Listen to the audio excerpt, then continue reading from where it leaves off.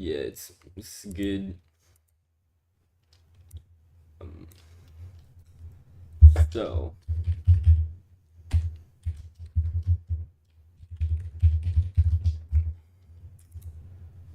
okay, I should be live. Hello, this is. Hear me now. I could just do one, and this should switch to. Hello, this is. Hear me now. I could just do one, and this should. I bet. Yeah, so I'm streaming now. So yeah, we're going to have a debate on taxation. So yeah, your point is pretty much you don't think that taxes are theft because well, as long as it's used under a moral pretext, I guess it's not theft. So like by the way, that is like your position, right? Yeah, so it's kind of like so I don't believe that taxation is theft because I think that we'd probably agree on the definition of theft, which is that it's taking of property without consent. Yeah. Um, what I would challenge is that so my claim would be like how property is distributed is based on ethics, like different ethical beliefs. So you're a libertarian, I believe. Yeah. So you would probably have a very different kind of understanding of how property works than I do, like morally. I believe that like fundamentally that's based on like morals. So Yeah, that I should kind think of if dismiss it. you yeah, like you can earn property, but like for example, if you inherit it, it's completely fair to say. Like I completely agree. Some kid who's like gonna be in an orphanage, they have way less property than say somebody who like just inherited a bunch of wealth. Of course, that's not fair, but then like the only like this is just a part of the world's not fair, and the only solution you can have to that is oh well, we're just yeah, if you earn more money, if you ever happen to make your way up to the wealth you gain through your own efforts, and then like some kid in the orphanage deserves carrying in wealthy parents just as much as your kid does, but you happen to have kids and you want the best for your kids, so since it's your money you want to give it to your kids. I don't think it's fair to say oh well, since that kid in the orphanage deserves like all this wealth just as much as your kid does, we're gonna take your wealth that you were going to give to your kid. Instead, we're going to give it to like these other kids. Of course, that would be moral. These other kids deserve it just as much, but it's your property. We can't do that to you because property rights. Okay, so I think maybe we should start a bit more at a basic level. So you're a libertarian. What does it mean to be a libertarian to you? Oh, basically, I'm just well, I support property rights. I think the government's job should be to prevent abuse. So the government's job should be to prevent people from hurting one another, not to force mandatory charitability towards one another. So, like once you get to the point where oh well, you can get to choose. I don't want to partake in this. You don't have to be exploited. You can be exploited if you choose to. You could sign up for a job that exploits you, but like if you don't sign up for that job, like they're pretty much neutral to you. They like that company isn't going to interfere with you. Like they aren't harming you. They aren't actively harming you. The purpose of the government should be to prevent active abuse. So, for example, if industries they give a too high ESG score, yeah, the government should have the right to say, oh well, we're intervening here. You can't pollute that much because there's no contract that like our future generation can sign to not have like the effects of global warming. But there is a contract you can sign that oh well, I don't like this job, I'm not gonna sign up for it for whatever reason. Just like I think they should have the right to fire you for whatever reason. I think you should have the right to leave your job for whatever reason, unless there's a contract that binds you together. Because well, this goes both ways. For me, it's like I just don't have this like a double standard for how the rich and industries should be treated. I think it should go both ways. We should have the same rights as industries should have, that corporations should. I'm sorry if I'm speaking a little lousy and I just woke up and stuff. No, that's fine. Okay, so it seems that in your ideal society, there would be a government. How do you envision this government would be funded? Well, I think it should be an optional taxpayer system. So, basically, I think that the taxpayer money should be our voice and not our stolen money. I think we should have a tax breakdown. That would be the best incentive to make people actually pay their taxes. I think that taxpayer system should be what's it called, a contract between you and the taxpayer, where if you don't pay your taxes, say you just don't get to use the social programs or the stuff that the government funds with it, the roads and stuff. You just can't use that, and if you're caught using that, well, you're just gonna be fined the past like 2 years worth of taxes that you haven't used. You don't get to like take advantage of a system you don't help contribute. So yeah, and of course there should definitely, most importantly, be a tax breakdown of like all of the issues that you're helping fund. We should get to do that. We should get to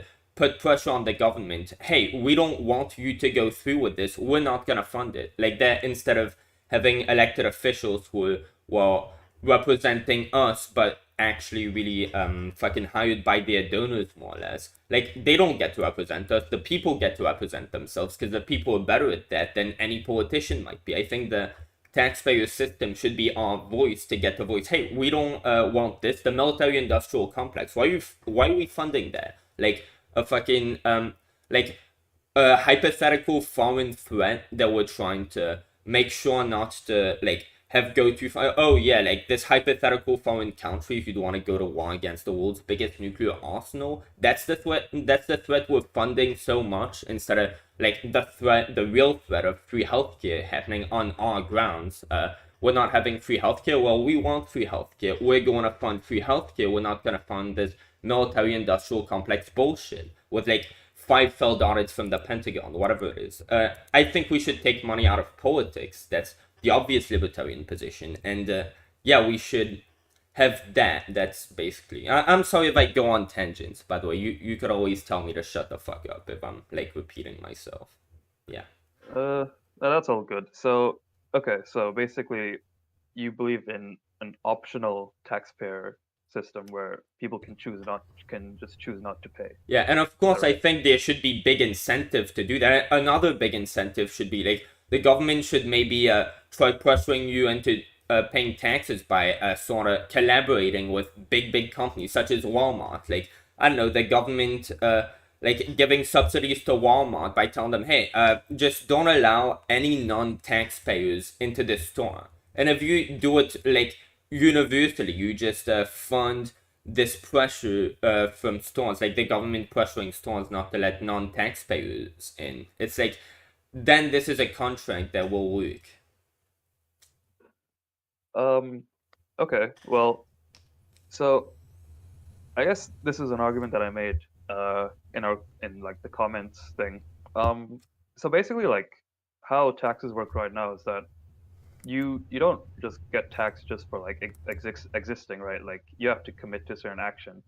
And so like hypothetically, like I guess if you didn't want to pay taxes, you could just abstain from, say, like if you didn't want to pay income tax, you could just Yeah, I know that was job. your. I remember that thing, and I think my rebuttal of it, at least like what how I replied was, well, you're pretty much saying at this point, well, you could just choose to not like just not have a life, just never get a job, never do anything legit, just like be homeless, pretty much. Like that's what you're proposing. Well, you don't have to pay any taxes. You could just go homeless. Is that a choice? Like, do you like?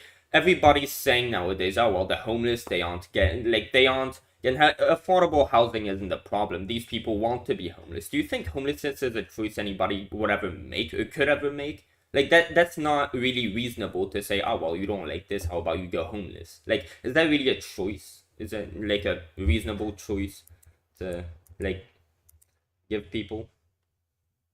Yeah, no. So I got the point there. So like I guess kind of the argument that you're making is the one I typically receive, which is that like there's an element of coercion in that choice, because obviously you're going to choose the one that allows you to gain resources to be able to I'm like sorry, basically survive. could I stop you there? You said coercion. That's a three-syllable word, and I think I learned it, but my brain is small, and I don't know what that means. Let me just look that up real quick. Coercion. What the hell? I can explain it to you if you Okay, want. thank you. Yeah. What is that? So coercion is basically like Okay.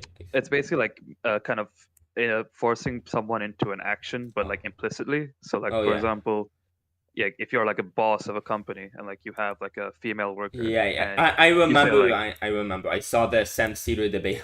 Yeah, the practice of persuading someone to do something by using force or threats. But that, I mean, that's yeah. I guess to some extent, but it's more like it's not even that. It's legit. You're not giving them a choice. This isn't even really like, oh well, you're forcing them to do that with like threat. No, you're just telling them you don't really have a choice but to do that. There's no force or threat. You just can't. You can't really just say, oh well, I'm just not gonna have a job. Then how do you like? Do you just go outside? Like that's not even.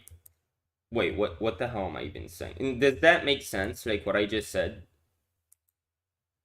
um no, I get kind of what you're saying. I think like well what you described to me earlier is kind of interesting because like so your kind of ideal system is one in which the government would still exist and it would still fund like kind of probably a lot of things that it funds now, like say roads and stuff. Oh yeah, it should Like fund do way you not more think than it funds now. Free healthcare, for example. Like it's not really a meritocracy if well you could just go bankrupt overnight from just having a medical. So yeah, like I mean, as much as I'm a libertarian, this might sound counterintuitive, but I'm actually I just changed my position on the Second Amendment. I'm actually pro Second Amendment now, but yeah, I'm in favor of free healthcare. I'm against free college, but I'm for free healthcare and stuff like that. Like I'd be in favor of housing the homeless, for example. But yeah, I think we should do that using the taxpayer's voice and not their stolen money. okay. Yeah, so I guess like I think it's interesting because in a way, like I guess I could make the same argument against your system where it's like let's say the government still like their services involve like all the roads in society and like say they're working with like companies like Walmart and like in a way wouldn't that kind of also be limiting like one's choice where like if you go to like a company and they're involved with the government and like you don't pay tax, Yeah, then I was you just can't work just there. thinking. Yeah, I was just starting to notice that flaw in my argument, but yeah, I definitely think that is fair to say. Like this is to some extent coercive, but there are some rich people like who wouldn't want to pay their tax. Like let's be honest, the taxpayer system. Like when people on the right are arguing, like against free healthcare, against free college, against all of these things, like we're not arguing against like we're arguing against our own best interest explicitly like the middle class people the people who would be coerced with that system into paying their taxes like they're the people who the taxpayer money is helping the most like people with I mean countries with higher tax rates the middle class is stronger the wealthy class is stronger so like these taxes like the only people who would have an incentive to like disconnect themselves from that taxpayer system it'd be the like very wealthy who aren't really going to benefit from that system but like then they would probably have an option to like just use everything private not use anything public because they are that wealthy so like yeah I think the only people who like really have an incentive to want to get themselves out of the taxpayer system because none of these social benefits are going to actually benefit them. They don't need it. Like it's the rich, so they get a way out. We don't, because yeah. Uh, right. So that was a bit long. So I'm sorry. what your point was kind of in regards to like were you saying like the rich get a way out in the current system or in your system? Oh, I in was just a my bit confused system, there. if they Oh, really want to get a way out, it'll annoy the shit out of them. But they can do it. It's not really coercive to them because they are wealthy enough to the point where like they can get around it if they want to. They don't have to. Like it'll just piss them off. They can't use certain things. They probably have private jets if they don't want to use the roads. Wow, that was a very weak argument on my end. But you know what? I'll go with it anyway. okay. I guess like do you not see the issue where like it seems that like the people who can take advantage of your system the most are like the wealthiest who probably deserve to pay the most in tax? Or Oh yeah, but why would they deserve to pay the most in tax? well, they have the most resources, like they and Yeah, like they. Yeah, of it's course. like yeah, but like there's kind of a concept in economics called I don't know if you've heard of it, diminishing marginal utility of income. Diminishing marginally to an. If I have never heard any of that. Okay, so I can explain that. It's pretty simple. So it's diminishing marginal utility of income. It's a very simple concept. Basically, the idea is that for every additional dollar you earn, the utility gain from that dollar is less and less. So like if you earn like 10 like like say like 10,000 a year, like an extra like 1,000 is a lot to you. But if you earn like 100,000 a year, an extra 1,000 is like nothing to you. Yeah, yeah, I get the concept. I'm sorry, I'm a little bit high, but yeah, I definitely get it. Like, yeah, it's proportional to the wealth they have. Of course, 100,000 is going to be everything to you. But Bill Gates, he probably wouldn't notice that if I just like hacked his account and took that out of his account. Like, yeah, that's fair. But then in terms of property, it's like the government, like if we associated everything like that, like let's just like should the cost of something like depend on what that item would be worth to you, or how much you can pay for it? It's like then at that point we might as well just put everyone equal. Like that's like that can easily go into what's it called, just like what is the word I'm looking for, just like, yeah, that can easily go on a slippery slope of, oh, well, do uh, uh, rich people, they could pay just 10 times more for any product that they buy on the market. How about we just make things cost, like, proportional to what they earn? Why would that be specifically the taxpayer system? It's like, that's putting morals and, like, ahead of, just making sure that people don't, what's it called? Don't abuse one another. And again, I think the government's job shouldn't be to enforce mandatory charitability. It should be to, well, yeah, make sure that people don't abuse one another. And of course, use people's charity money that, well, there's sort of a contract for them to give it to the benefit of people. So that should be dedicated to the well being of people. But in terms of the government making restrictions on people, that should be specifically restricting them from hurting people, not from yeah, that was a very long segment too, right? Yeah, I Okay, tend to go on yeah, tangents. I'm sorry. that's fine. Yeah, so I guess to your first point about kind of the slippery slope.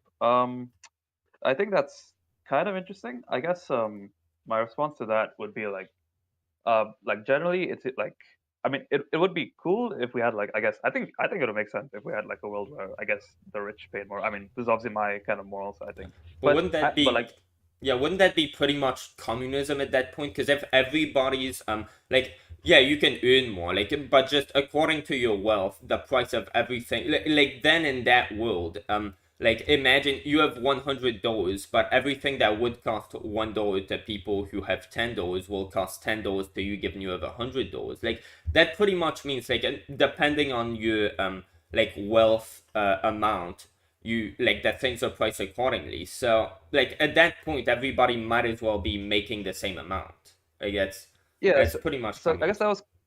that was kind of the point that I was getting to, where like even though like the idea seems kind of like okay in theory, but like in practice, I would say that like it wouldn't really work out because like I think that like in general, I think the market is going to be more efficient at like making it so that we have the lowest like prices available for like any given product. Like I Yeah, think like when we try to like kind of plan prices like we did in like communism, I don't think that works out. I think it's like it leads to a lot of inefficiency, and it's like you don't really get much benefit in that. So that's why like that's kind of I guess my response to that is like, I think that like generally like I care about like kind of I think like in practice I think having like a market system where like you just let the like competition decide what to lower prices. I think that works out the best. yeah. I mean, Um, yeah, I get for practicality, but like, what were we on? Yeah, yeah, the taxpayer thing, dude. I just forgot what you. Oh, wait, could. that, that's okay. I guess like so that's just kind of like a like side point. I think like fundamentally, so it seems that like kind of we're both kind of getting to like ethics here and like morals. So I Yeah, guess yeah, we can kind of just start kind of more at a fundamental level of yeah. that. Yeah, the So yeah the point was for the like taxpayer thing. People having to pay more tax, like that makes sense. But the point of me bringing up like, oh well, this can go on a slippery slope is the government saying, oh well, you should be paying more because well ethically you have more to pay. It's like if somebody is giving more into the taxpayer system, they should be receiving more out of it. But in this case, like it wouldn't really work that way. And it's like if we're going to apply this morally in that standard, like why shouldn't this apply across the board? And that's the thing. Like this is just like this would be the equivalent of just making everything else in the market just oh well, if you're rich you have to pay more. But then if we're going to establish currency at its value, you have to pay that much in like for this type of outcome. If we're going to say the rich should pay more, well, they should get more out of the taxpayer system too, because that's their money that they're contributing to, and otherwise we're sort of just scamming them. um yeah, so I think there's like a couple points. I think there's like, so when it comes to like the reason I think the rich should pay more, I actually think that like, so I think like essentially like I think the main difference between like the pricing thing that you brought up and like this is that like, so we're talking about like with the government, we're talking about redistribution. So it's like giving the money that the rich have more, so like more of it to the poor. So like whereas like in a pricing system, like it would, I don't know, it probably just like, you'd have like rich people paying more money to other rich people.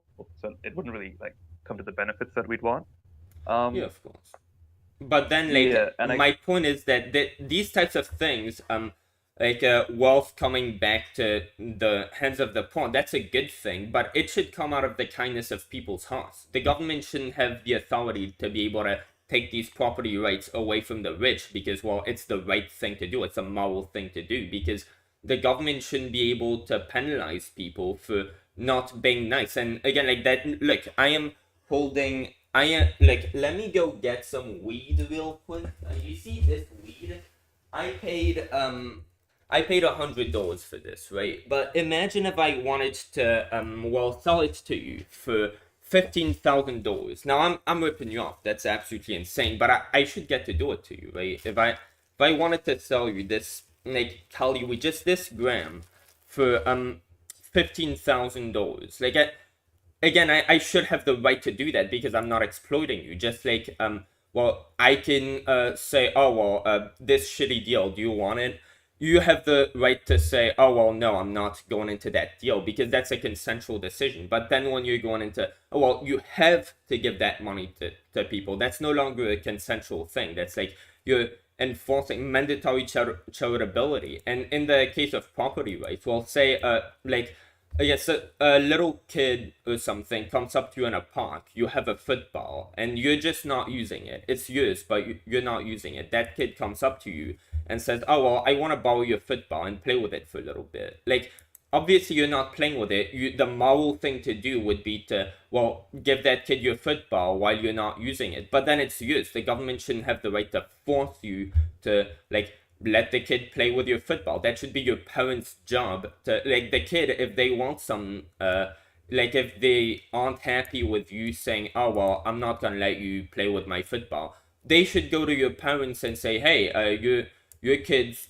being mean, and then their parents should do their parenting job because that's their job, not the government's job, of telling you, hey, yeah, I raised you better than that. You have to do this. But yeah, being a moral, kind-hearted person, the government shouldn't get to enforce that on people. It should just be able to say, you do not hurt this person.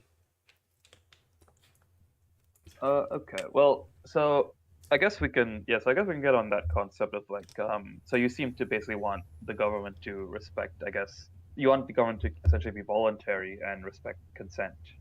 It's Yeah. like, yeah.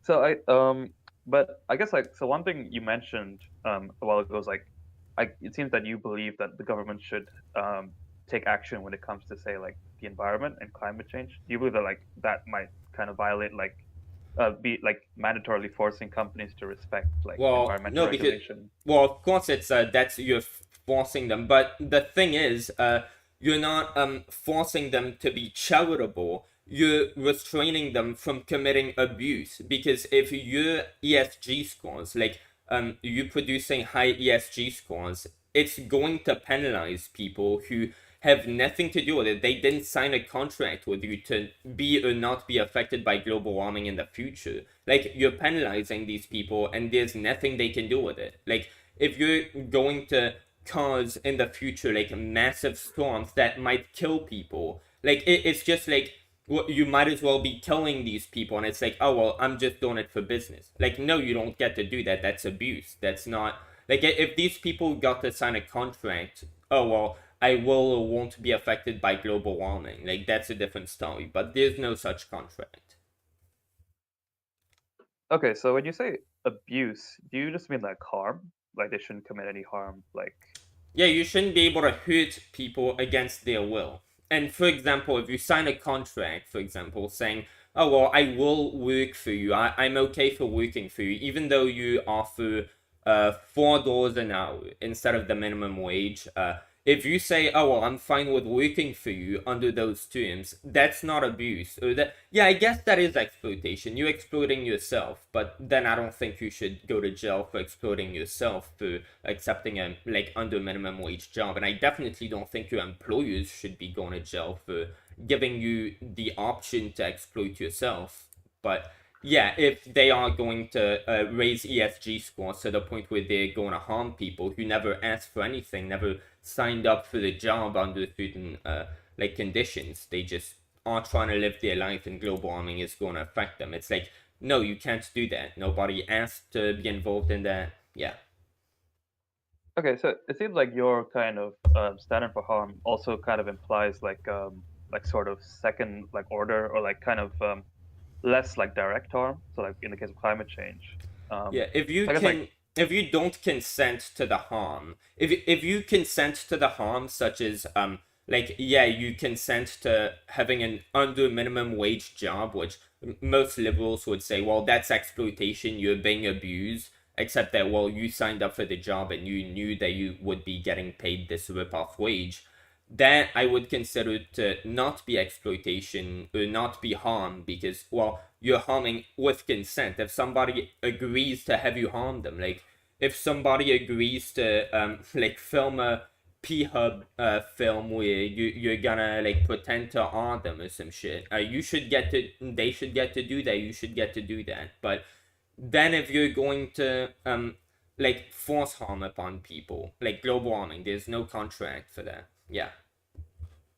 okay, so like so I'm just thinking of a hypothetical. So like let's say hypothetically we have like a drug company and they produce this really crazy drug that like a lot of people start buying and it causes them to like start doing a lot of crime. So like the crime rates massively increase.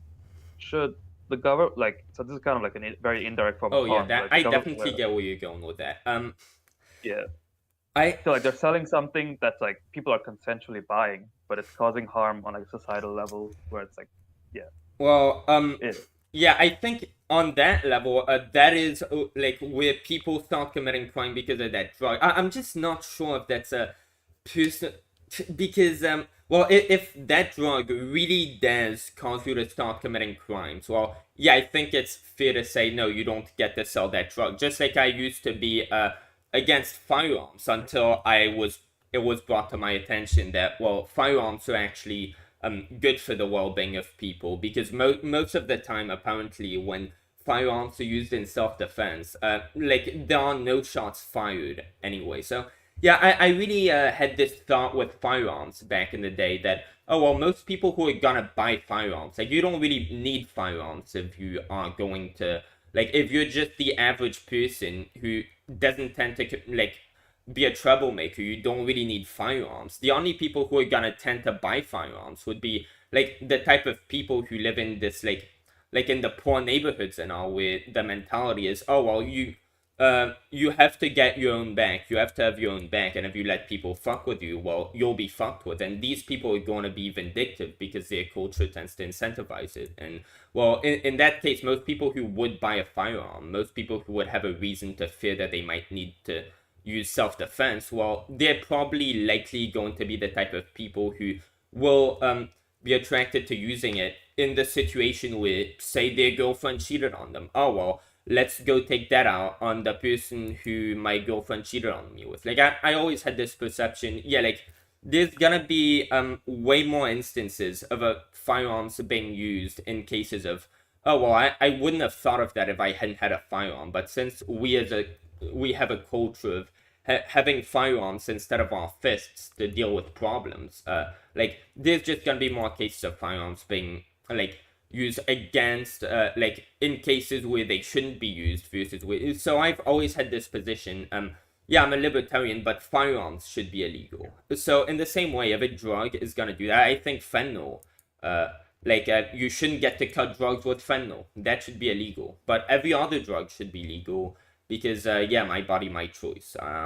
Like, in favor of abortion up to birth. I think that should be legal. But yeah, I think if your drugs are going to harm people, like, if your drugs are going to cause people to harm others, like, consistently all the time, yeah, but then that wouldn't apply to, like, alcohol and stuff, because some people are gonna say, oh, well, maybe alcohol should be banned because drunk driving, that's wrong.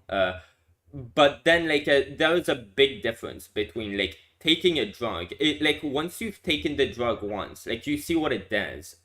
Unless this drug is addictive on, like, the first time you try it, if you drink alcohol and you beat your wife, and once you get sober you realize what you did, and you decide, oh, well, yeah, let me do that again, like, at that point it's no longer the alcohol's fault, it's your fault, and you should be punished as if you weren't on alcohol because you made the sober decision. I will keep drinking despite knowing what this does. So I think that should apply with all crimes. Like, yeah, you should get to drink, but if you're caught, like, if you happen to be drunk driving and you accidentally run someone over and kill them, you should get the death penalty. So I think there's a lot of personal responsibility that comes with that. But yeah, if the drug inherently tends to make people commit a lot more crime than, like, say, alcohol would, or something, yeah, I take the same approach as I would with the Second Amendment. Like, yeah, yeah. Okay. So, all right. Are you familiar with the trolley problem? Trolley problem. I've heard that on Vsauce. Like, isn't that the train thing? Yeah. So essentially, it's like a situation where like there's like a Yeah, you speeding either train kill on. two people or you don't do anything. Which one do you do? Well, I genuinely don't know, but I think it really goes down to how you would choose to face the situation. I can definitely understand anybody choosing choosing either one, but yeah, I Yes. The reason I ask is because like I'm still interested in your like kind of concept of harm. So in this case, like trolley problem is like either you can flip the switch of the train and have it kill one person, or you can just leave the train to like continue going where it's currently yeah, going, to kill which two people. will Yeah, result in that's what I five said. people I dead. know. Yeah. Yeah, Yeah. and I, So like, in that situation, I think it's definitely, like, the moral thing. I'm not really sure because if you are switching the thing, you are murdering one person. If you are not switching the thing, you are, like, if you are switching the thing, you're murdering one person, but you are saving two people. If you don't do anything, you're not hurting or saving. Like, your action is just morally neutral. Like, you're not a good or a bad person. You're just morally neutral. You didn't do anything, so you're not responsible for harm, for killing anybody or for saving anybody. You're just, like, you might as well just not have done anything. In fact, you didn't do anything. But yeah, if you do, like, kill this one person to save these two people, as much as you save two people, like, then you are responsible for the murder of somebody when otherwise you wouldn't have. So, like, I would get somebody, like, the loved ones of that person who you killed going after and killing you. I don't think they would be unjustified in doing that if you did that. But yeah, it's a really hard so situation because, like, yes. yeah, it is more moral to, like, kill that one person but then like you are committing abuse if you like you're committing murder if you do that. But if you don't do that, you're not committing any harm. Like if you just let two people die, it's less moral, but you're not doing anything wrong, but you're doing something very wrong if you kill that one person. Okay, so I guess so what you're essentially saying is that like you believe that there's like a moral difference between like even though in both cases like you still have deaths, like in one it's just in one case it's less deaths, but you believe there's like a moral difference between like actually performing an action Yeah. which results in someone dying versus just like not performing an action which still results in Well, yeah, someone like for dying. example, if somebody is like uh imagine if somebody is on the verge of dying, but you can save them. Well, if you choose not to save them, you could have saved them. I think you're an asshole, but you didn't do anything. It shouldn't be illegal to not do anything because the 13th Amendment exists and I support it. The government shouldn't be able to have property over, like, your citizens should not be your property. If they do not want to commit a moral good, if they do not want to be charitable and to do something that is nice, they should have the right not to do that. If they want to let someone die instead of saving them, maybe because they hate that person, it's like the government doesn't own you. You should get to do whatever you want. But morally speaking, that's a whole different story. Like, you are a bad person if you do that, unless that person you're choosing not to save is like a bad person, but like a horrible person. But yeah, I don't think like that is where your parents' job comes in. Like, your parents' job should be to teach you to be a good person, and well, obviously to save someone who is dying if you can. But the government shouldn't be able to enforce that on you because the government doesn't own you. Like, you're not their property. Okay. So I have one more kind of related hypothetical, which is, let's say that you see a drowning child, but like you have the choice to save them, but it will get your shoes wet. Do you think that if someone chose to not save the child because they didn't want to get their shoes wet, that would be an okay thing to do to Well, let they them would be drown? horrible people. It would be completely fair for them to get cancelled, but they shouldn't have any legal repercussions over it.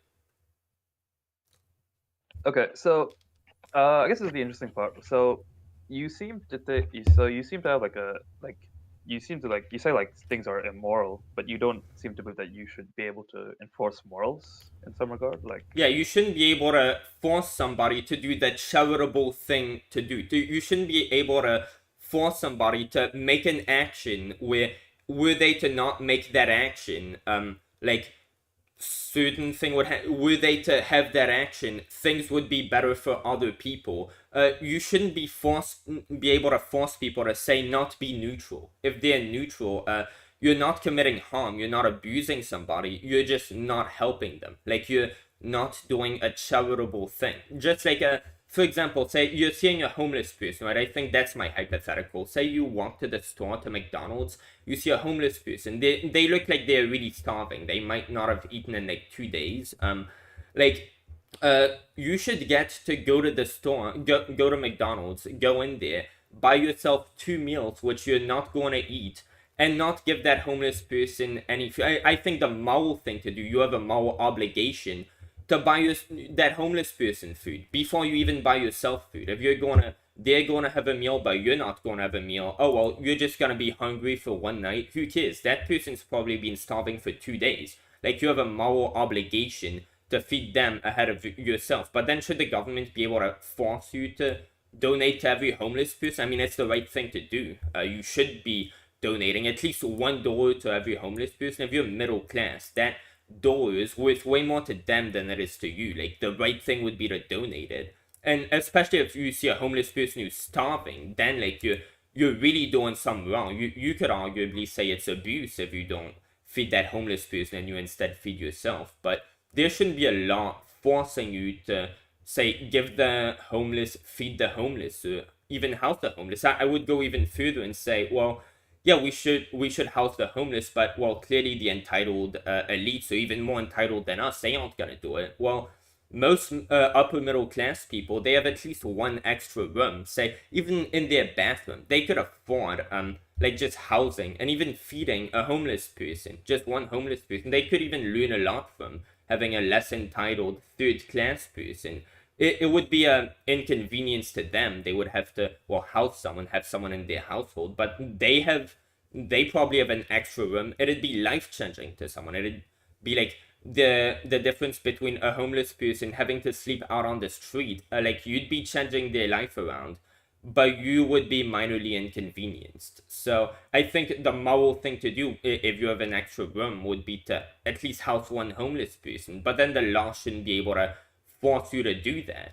Like if you go to like some fucking starving African country or something, and you bring a lot of your vacation money, like $300 just for your own expenses, like the moral thing to do, if you see a lot of kids over there just starving, you should be giving them, like donating them all the money that you don't need to survive. But then the government shouldn't be able to force you to do that.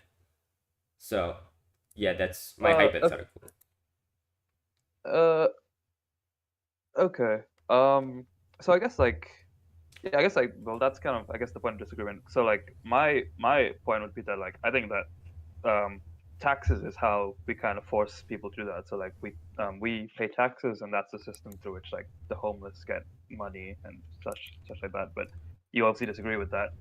Oh no, I I guess. definitely don't disagree with that. I think they absolutely should, and the homeless should be getting a lot more than they are Well, because you disagree that it should be forced, would yeah, I you? disagree that it should be forced. Okay. I guess. I'm trying to think of where we can take this next. Um, so like, I guess to go back to like the harm thing. So you, um, you think that like, harm, like, so I guess I kind of want to get to know your like kind of conception of harm better, because like you seem, on one hand, you seem to suggest that like, say, even if you're not causing like direct harm, you're still kind of causing harm, like in the case of the drug example. But it's also the case that like, if the harm is like indirect in the sense that like, very indirect, like in the case of the drowning child example, you don't think that they should be like held accountable. So I guess It's I'm just like, it's not about it yeah. being indirect or not. It's about whether or not you are causing the harm. Like if you're not saving the kid, you are not causing the harm. Like they were going to drown anyway, whether or not you happen to be there. But just the fact that you happen to be there gives you the opportunity to, instead of just not harming that person, being neutral, you get to save them. So you get to do a very moral act. You get to, well, not harm them, but do the opposite of harming them, or you get to just not do anything at all. So I think you like not deciding not to save a drowning child should be legally seen in the same way as you not like you just being at the beach and not jumping in the water to save a drowning child, because well, there is no drowning child to be saved. Like whether or not there is a drowning child, you're doing the same thing, you're just not doing anything. That's not harm. So yeah, like if you actually harm somebody, that it be, well, they don't get a choice to do something, but whether or not you do your action, like your actions are the result of like the harm you're getting. Like, if you're going to drown, it's not because you drowned that person. They were gonna drown anyway. You just have the option of saving them. But if they drowned, that wasn't going to be because of you. Like if you hadn't been there, they would have drowned just the same. So like you're not responsible for it at all. Hmm. I don't think Okay. that's indirect harm. Indirect harm would be if you told somebody else to go drown this kid and then you did it, like that'd be indirect harm. But like since you didn't directly or indirectly cause this child to be drowning, you just directly didn't help them. Like that is just you being neutral and well, not doing something good. That's not you doing something bad. That's you not doing something good. That's what your parents should teach you not to do. Your parents should like try to enforce on you. You should be a good person, do things that are good. But like the government shouldn't be able to force you to be a kind-hearted person. Well, so you're not causing the harm. Well, I guess like, well, I guess like my point would be like, in a way, like you're not preventing the harm. You're letting it happen, even though you Yeah, could prevent it. yeah, you're So in a letting it, way, like, but you're not yeah, responsible for it. Like whether or not you happen to be there or do anything. Like the thing was still going to happen. You just have nothing to do with it. You should get to distance yourself from any situation you don't want to be involved in because, well, the government doesn't own you. The government shouldn't be able to force you to like take the actions that it thinks you should be doing because they're the moral thing to do. Like you should get to have autonomy over your own choices as long as your choices aren't themselves hurting somebody. Like you don't have any responsibility to like the world around you just for being born in it. Like you don't owe the world anything just for being born in it. okay. I think okay. I think I'm gonna try like I want to go back to like my point about like taxes. In like I made the argument that you with taxes like you could just like not work and like you would avoid paying taxes, and then you made the counterpoint that like you don't really have a choice in that. I guess like one thing I want to see how you respond to is like if hypothetically if we look at like a society like a capitalist society where you have to work to earn an income to be able to provide for yourself. Yeah. I feel like I could make the same argument that you don't really have a choice even in that regard because like so like what's your option? Like either Well, I you have think the to option should be that the government should be the one stepping in and making competition with these companies. We should have the taxpayer system fund, like we should fund through the taxpayer system the government like starting more jobs to compete with these big companies by offering better wages and better salaries and better work conditions, and that should force the companies to either comply and do the same thing, either be put out of business. So in the end, like the workers win because, well, it's competition. Like you're sort of forcing them to do that through competition. You're not doing it through authoritarian fascism. no, but I get that. But what I'm trying to say is that like so basically like in a market society like what I'm saying is like you don't really have a choice. Like so if you Yeah. want to survive like in that society, you don't really have a choice apart from like selling your labor Yeah. to be able to get resources or dying. So it's kind of like what I'm trying to Yeah, like you have show is to that have a like job. You could go elsewhere, but if everybody has the same like shitty wage, it's not really like yeah, I definitely get what you're trying to say. Like when people say, "Oh, well, voluntary action can't lead to exploitation." If you need a job and every job is going to pay you a shitty wage, and you need to get a job, you're sort of forced into like getting some job, even if you wouldn't really want it.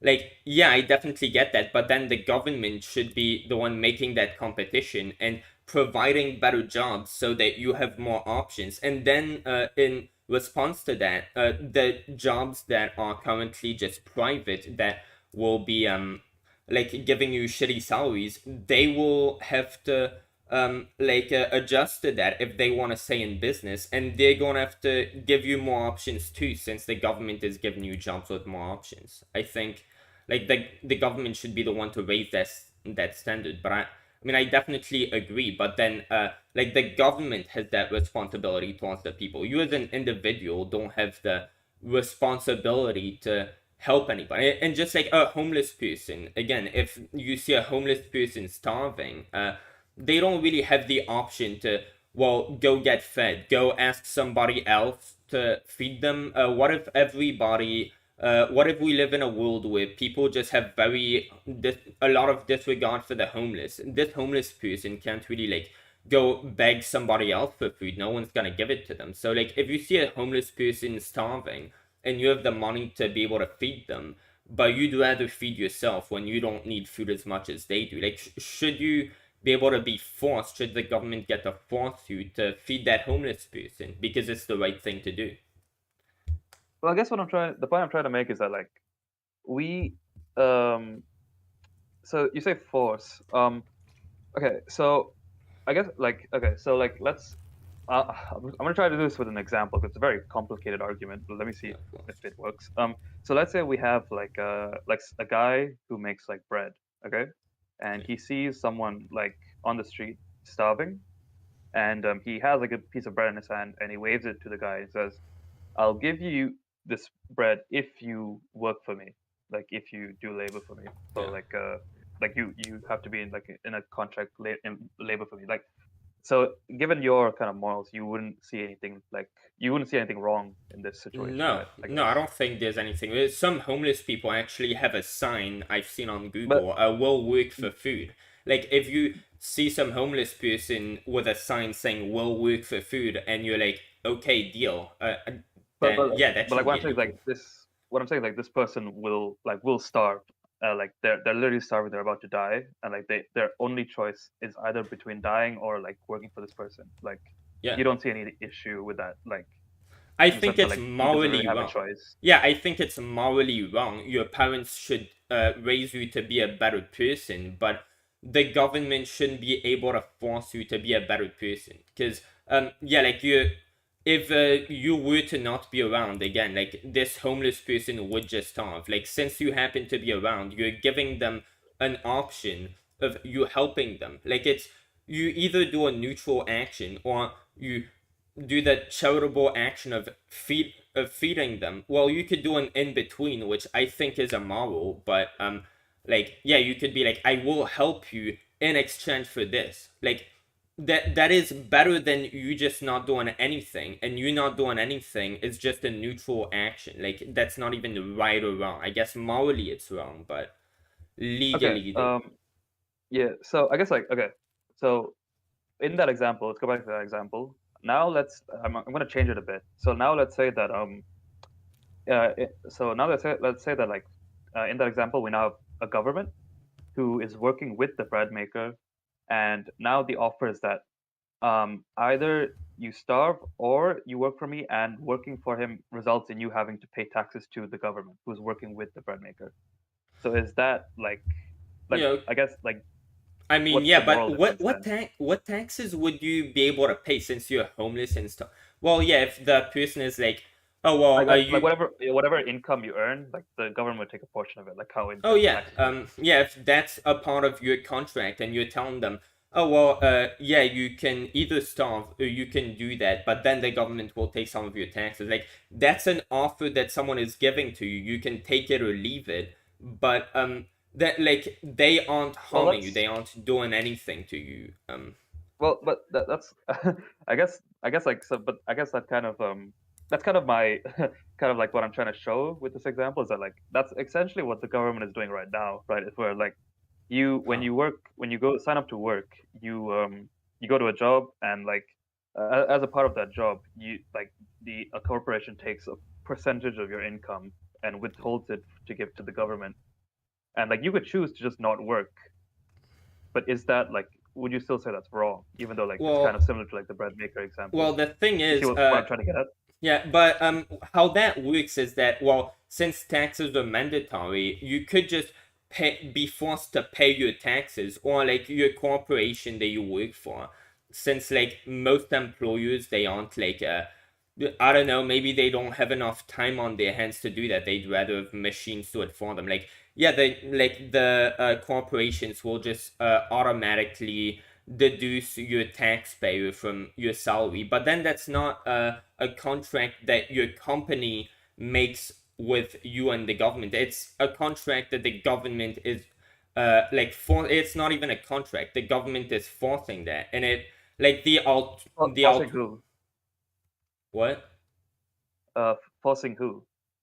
Yeah, the government, like when a company is taking a percentage of what you earn and giving it to the government, like it's not because they are choosing to have that contract, they want the government to get that certain sum of money. Like, no, it's legit because, well, the government is forcing you to give that sum of money either way. That, like, the corporation you work for is just being nice and doing that for you, doing the subtraction and giving the money to the state because they have to anyway. Like you have to give that money. They're just like doing that subtraction for you, but it's not a contract they made. But if a company, yeah, I think if a company chooses, yeah, I'm going to, if anybody who works for me, a portion of their salary, we're going to choose to deduct it and to give it to the government. And if you don't agree with that, if you don't like that, you could just not work for us. But if you work for us, we just know that we aren't going to deduce that part of your salary, just like taxes. Yeah, I think that's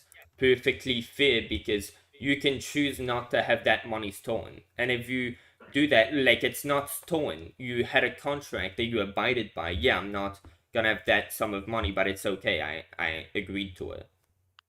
So that'd be Okay, completely so different. yeah, so okay, so we're taking it to like the level. So it seems that the argument is so the corporation is being forced into it. Um, Yeah. I guess, but I guess like my response on that case would just be like, well, you could just choose to not open a business, right? You could go take that level up. Like if you just don't open the corporation, You you could, don't interact with the government. but then that is absolutely the government of forcing stuff. Like the government is preventing you from being able to go up in society, be able to do anything. The government is at that point forcing you into homelessness. Like, the thing is with that, like if the, Well, yeah, what? um, yeah, but it's kind of like kind of in the indirect way that we were talking about before, because like technically you have a choice to not be forced to pay taxes, but it will just involve you like starving to death essentially. That that's like saying, oh well, when we're preventing, yeah, when we're removing your right to have an abortion, well, you could just not have sex with people. So, well, I mean, yeah, we're not really taking your rights away. You could just not have sex, but then like that means that the government is forcing you not to have sex with people. Like if the government is forcing you not to get a job or not to be able to do anything or have your money stolen from you, like that's very different. That's not a, like they aren't giving you anything in return for that contract. That's a contract you have to sign. Like what? Yeah. But so then, but like to go back, so like the reason I bring this whole thing up is like to go back to the bread maker example. I'm just wondering like what's the difference at this point where it's like, so you have a choice to either starve to death or pay taxes to the government versus starve to death or pay like work for the bread maker. Yeah, Like what's the distinction there? the difference is that the bread maker didn't put this homeless person in the predicament that they are. The homeless person, I mean, the bread maker didn't make that person go homeless. But if the government is forcing you, oh well, you do not, if you are going to do anything other than be homeless, you are going to have this portion of stuff stolen from you. If you are going to, but then you, like, you're not saying, the government isn't saying, oh well, if you're going to like say benefit from the like social benefits, if you're going to leech off of the social benefits that we provide, then you have to pay some tax. They're saying, oh well, if you just want to do your own thing, we're not even a part of it, but you want to do your own thing, you want to have freedoms that you should have by default because they are yours. Oh well, if you want to have fundamental freedoms, you're going to have to like give us money. Then they are forcing you into homelessness. The bread maker, like, they didn't make the person go homeless, they just have a solution for them, which might not be the solution that that homeless person necessarily wants. But if somebody is just trying to run a business, they just don't want to sign any contract with the government, they aren't trying to work with the government, they're just trying to do their own thing. And well, yeah, just like live independent from the government. They aren't hurting Well, anybody, the government shouldn't get to hurt them. Like, that is the government hurting them, not giving them a proposal that isn't necessarily a great proposal. I mean the thing is like okay, so I guess I'm kind of not sure what the difference is still. So like when it comes to the government, like the contract is kind of like, so you get to open a business in this society which we run, and as a result you pay taxes versus like the bread maker example, which is also the contract of In you this, work for me and well, you say in this society which we run. I don't think that I don't think that the government should get to say, oh well, this is, oh well, you're born over here, so well, you basically are in a contract with us since but like you don't owe anybody anything for being born somewhere. And the concept of, oh well, the earth pretty much, this land is owned by the government, so if you're gonna But do anything like in this country, if you're gonna be in this country, you have to abide by these laws. It's like, but uh, but you believe that the government should prevent abuse, right? yeah, So like, isn't that kind of a thing that they're providing to everybody? well, they are preventing abuse. That's not, I guess, yeah, they are, That's a service, right? I guess, yeah. So in a way, like I guess could it would like isn't that kind of like become a contract at that point? um a contract. I definitely get what you're saying. Yeah, yeah, like yeah, in return for us providing you with like protection, say Protection like, yeah, if and you all that. want to call the cops if something's happening, well, you have to pay your taxes. Well, again, I think this should be a contract. I think the government should get to say, oh well, if you're not gonna pay taxes, you're not gonna get to call 911. If you want to do that, you're gonna have to get your own private police to defend you. Good luck with that. Yeah, that's a very reasonable way. That's not exploitation. That's just a contract that rich people would probably really dislike. But if the government wants to do that, that's like they're providing that 911 emergency support. So if they want to make a contract, well, if you want to get that, you have to pay your like due diligence and taxes. That's fair. Okay, so you think even the protection should be based on whether you pay like the optional taxes or not?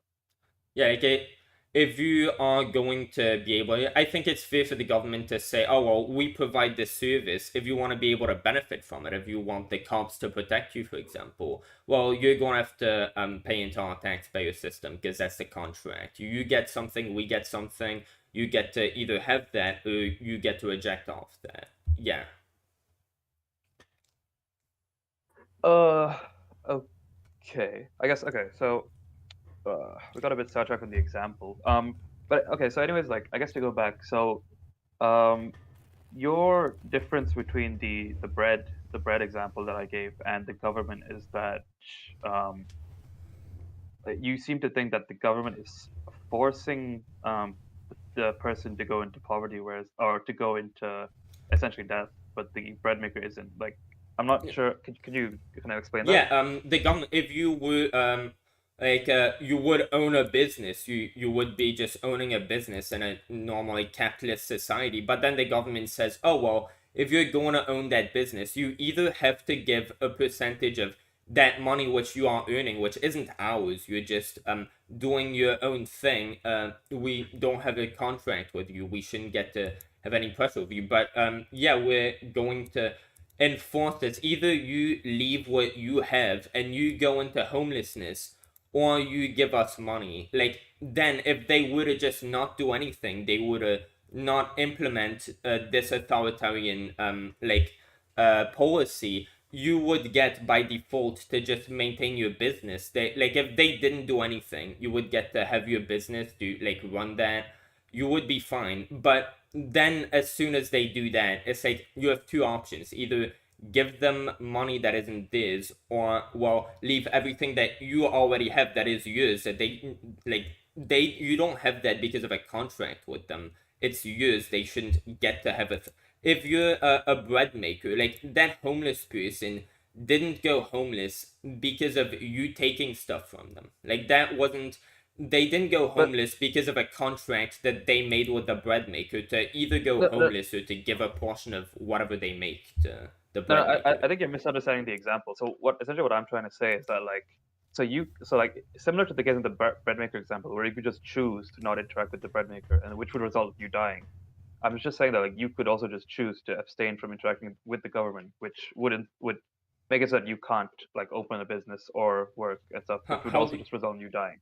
how do you do Is it? that So like if you so does that mean if you don't interact with the government, you don't have to pay tax? Like, if you just open your business, but like you never well call well 911 or such, like you. Well, no, no. Well, no. So the point of the example is that you wouldn't be able to open a business. Like, so you would just not engage in any action that's taxable. So, like, you would basically just almost do nothing. kind Yeah, of so similar to like that's, the but the bread yeah. maker isn't telling the homeless person, oh, well, you can't do anything unless, like, they didn't put the homeless person in that predicament. They're just offering the homeless person a solution, which wouldn't be the most moral, contract to give a homeless person, but they didn't put the homeless person in that predicament. Like, if the government is going to tell, like, companies that already exist, oh, well, you're just running your own thing. You don't need us to survive. You're just doing your own thing. Well, we're going to go in the middle of that and say, well, we're going to take stuff from you unless you cooperate with us. Like, then that is not a neutral action. Like, they aren't, you aren't already in a bad predicament that isn't caused by them. And then they're coming in with, hey, we could save you if you want to, but it'll cost you. They're saying, oh, well, you don't owe anything to us, but we are going to say you owe something to us, and if you don't give us what you owe, we are going to take things that are already yours away from you. Like, that would be, like, that would equate to your homeless bread maker example. If the homeless person already owned bread and the bread maker just stole the bread from them and said, oh, well, if you want your bread back, you're gonna have to give me a percentage of the bread that you have. Like, then that'd be a like correct example. Okay, so I see. Okay, so it seems that we're kind of just getting down to like I guess the main kind of a thing, which is like the point about property. So it's like we're talking about who owns, Property rightfully ownership. owns things. So I guess we can go into that a little bit. I guess like well, so, okay. So first of all, do you believe that like so you believe that society should essentially be like voluntary, like Yeah. Wait just a second. I'll be right back. okay. What booth did I have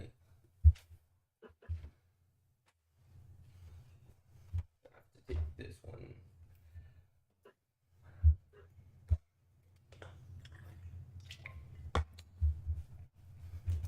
Alright, I'm back. Sorry about that. All right. So okay, so you believe fundamentally that like society should be like voluntary in the sense that like people shouldn't be able to force you to do something you Yeah. don't want to do unless like if you're violating their rights, right? Yeah. So like that's yeah. Yeah. Okay. So let's say that how do I put this? So okay, so do you like do I have like the right to say like walk wherever I want? Um, well, you can't walk on the road, for example, because roads are meant for cars. But then if you do walk on the road, like, these cars should just get to run you over because, well, they're just doing like, they're just following. They're supposed to be on the road. They're supposed to, like, be doing that stuff. But you're not, like, you're where you don't belong. And well, Oh, yeah. okay.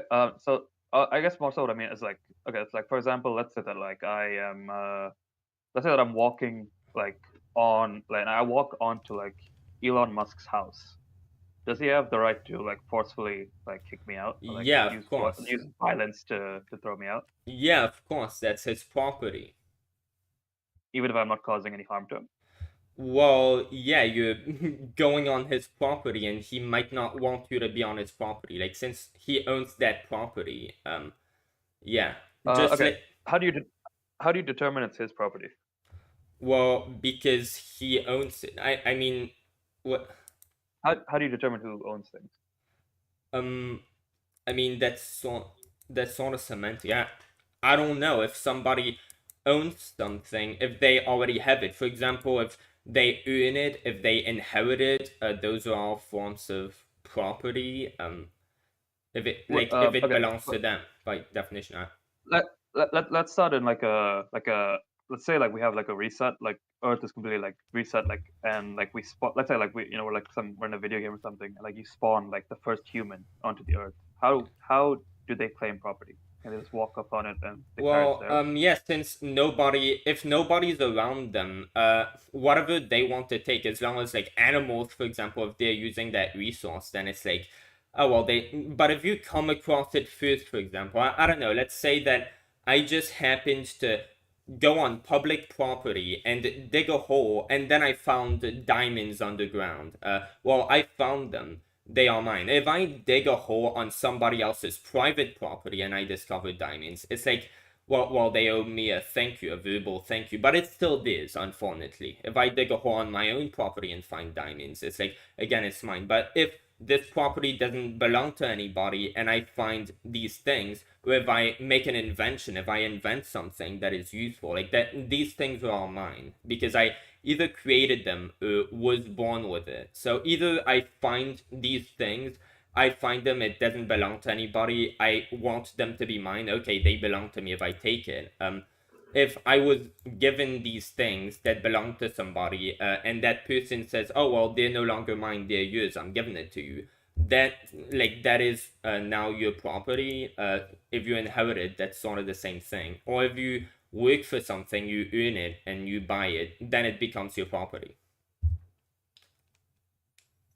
Okay, so essentially it's a first come first serve kind of thing. Like if there's property that's unknown, whoever comes upon it first. Okay. So I guess like my next question would be like how so what fundamentally like what makes it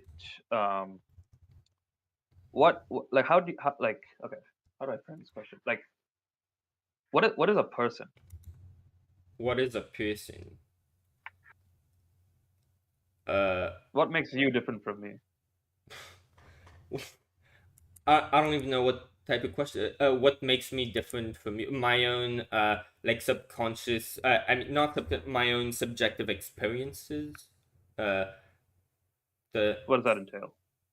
I mean, what makes different people different people? We all have different subjective experiences. We all have like a life of our own. We all have like everything that makes us different. Like you can distinguish. Right now, you're talking to me. If somebody else joined the call, you would like this is sort of an intuitive thing. I don't really know how to put it in words. Like we all sort of understand it intuitively. If somebody else jumped in the call, they start like you would know this is a different person. Like you. Okay, but Yeah. let me give you an example. So let's say we have like there's like a scientist and you're sitting in a chair and he has a device that he says is going to teleport you to the moon and so but it's going to incinerate your body on Earth.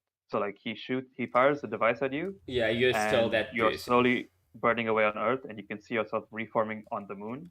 Yeah, you're Is the still the person on same the moon person. you? Yeah, It's the same person. yeah. So let's say the device malfunctions and you don't get incinerated on Earth, and there's now two of you. Which one is you? The one on the Oh, moon or the so one on Earth? there's a duplicate of you. Well, I think this property belongs to both of you, I guess, and you have to like make some compromise. But yeah. Oh, that's interesting. So property belongs to both of you. So like Well, yes, since because property, it is but you and property, you. Yeah.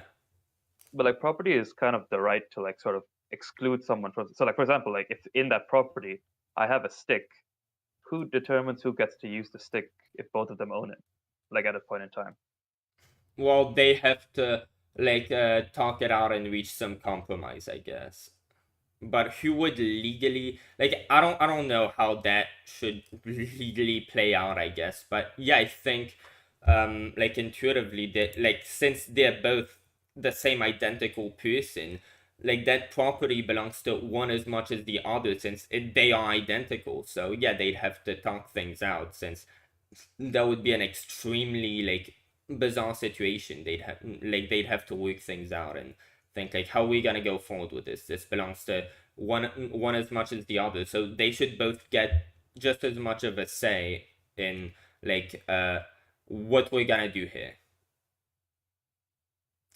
Okay. So I guess okay. So where I'm going with this, okay, so like so property belongs to like persons, and the way that we define persons is seems to be you kind of say that you have like an intuitive concept of it, so you can't really like give a like an explanation for what a person is. Yeah. I guess a person is somebody who is sentient and I do not I don't even really know. Yeah, a person is somebody who has their own subjective experiences and can be differentiated from any other person, I guess. Like a, yeah, just an organism. Like what? Why exactly do you want me to define it? I'm sort of curious. Like where you're going with that. So this is a bit of a this is kind of like just a complicated thing in philosophy that I'm just so it relates back to like the ownership question. But like I'm just wondering because like you said that people should be able to exclude like because obviously ownership is like the ability to exclude people other persons from being able to acquire your property. But I'm wondering like Yeah. how do we know like if we can't define like who an individual person is, then how can we define that like they own a set of property?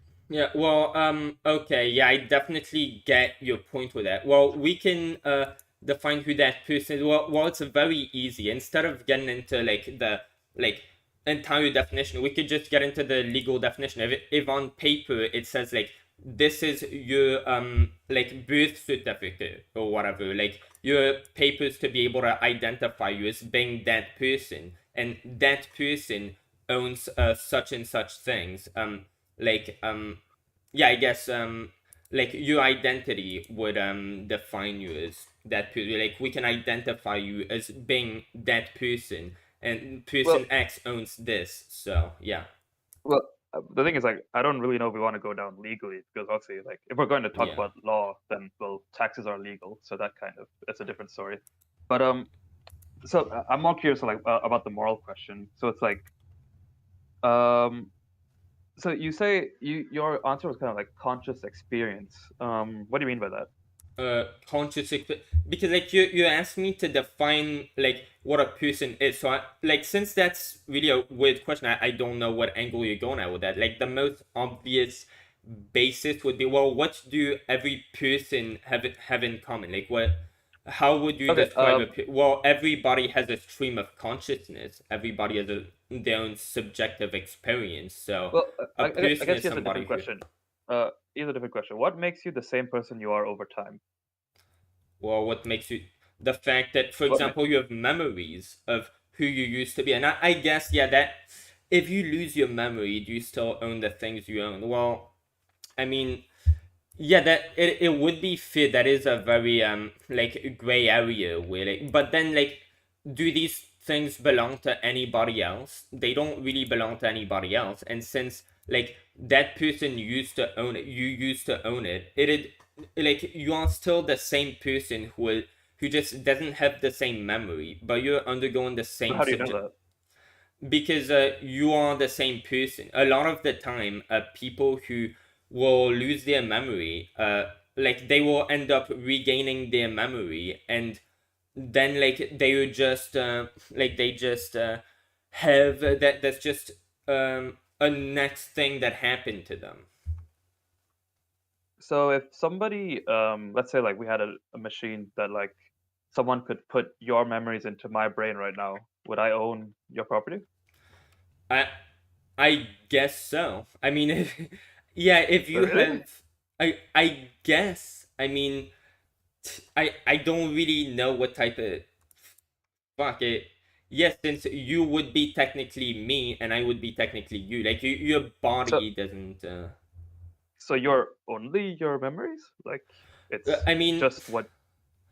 I just don't even see what type of like thing. But I mean that you would be more like your internal your brain like your subconscious I mean your subjective experience on life like your self-awareness has more to do with your identity. Like it ascribes more to your identity than just your physical appearance. Like if you wear a face mask that like some people I saw on NCIS, apparently they have some face masks where you can basically like craft somebody else's face and wear it so that well, you can appear to be the same person. You can have the same face and it'll move with your facial features. Like if you put a face mask of somebody else so that you look exactly like them, should, like, are you suggesting that therefore you should own their property? Like I think that your subjective experience, like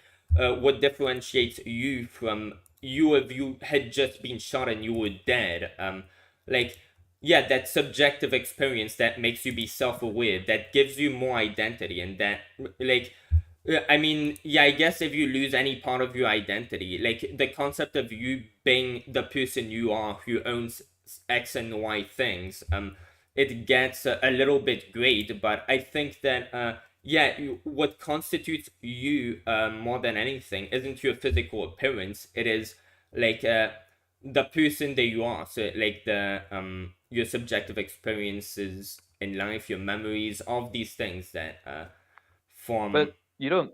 I don't know if you seem to believe that because, like, say if somebody, because you think like if somebody forgot their memories, like, you wouldn't say that they own the property anymore.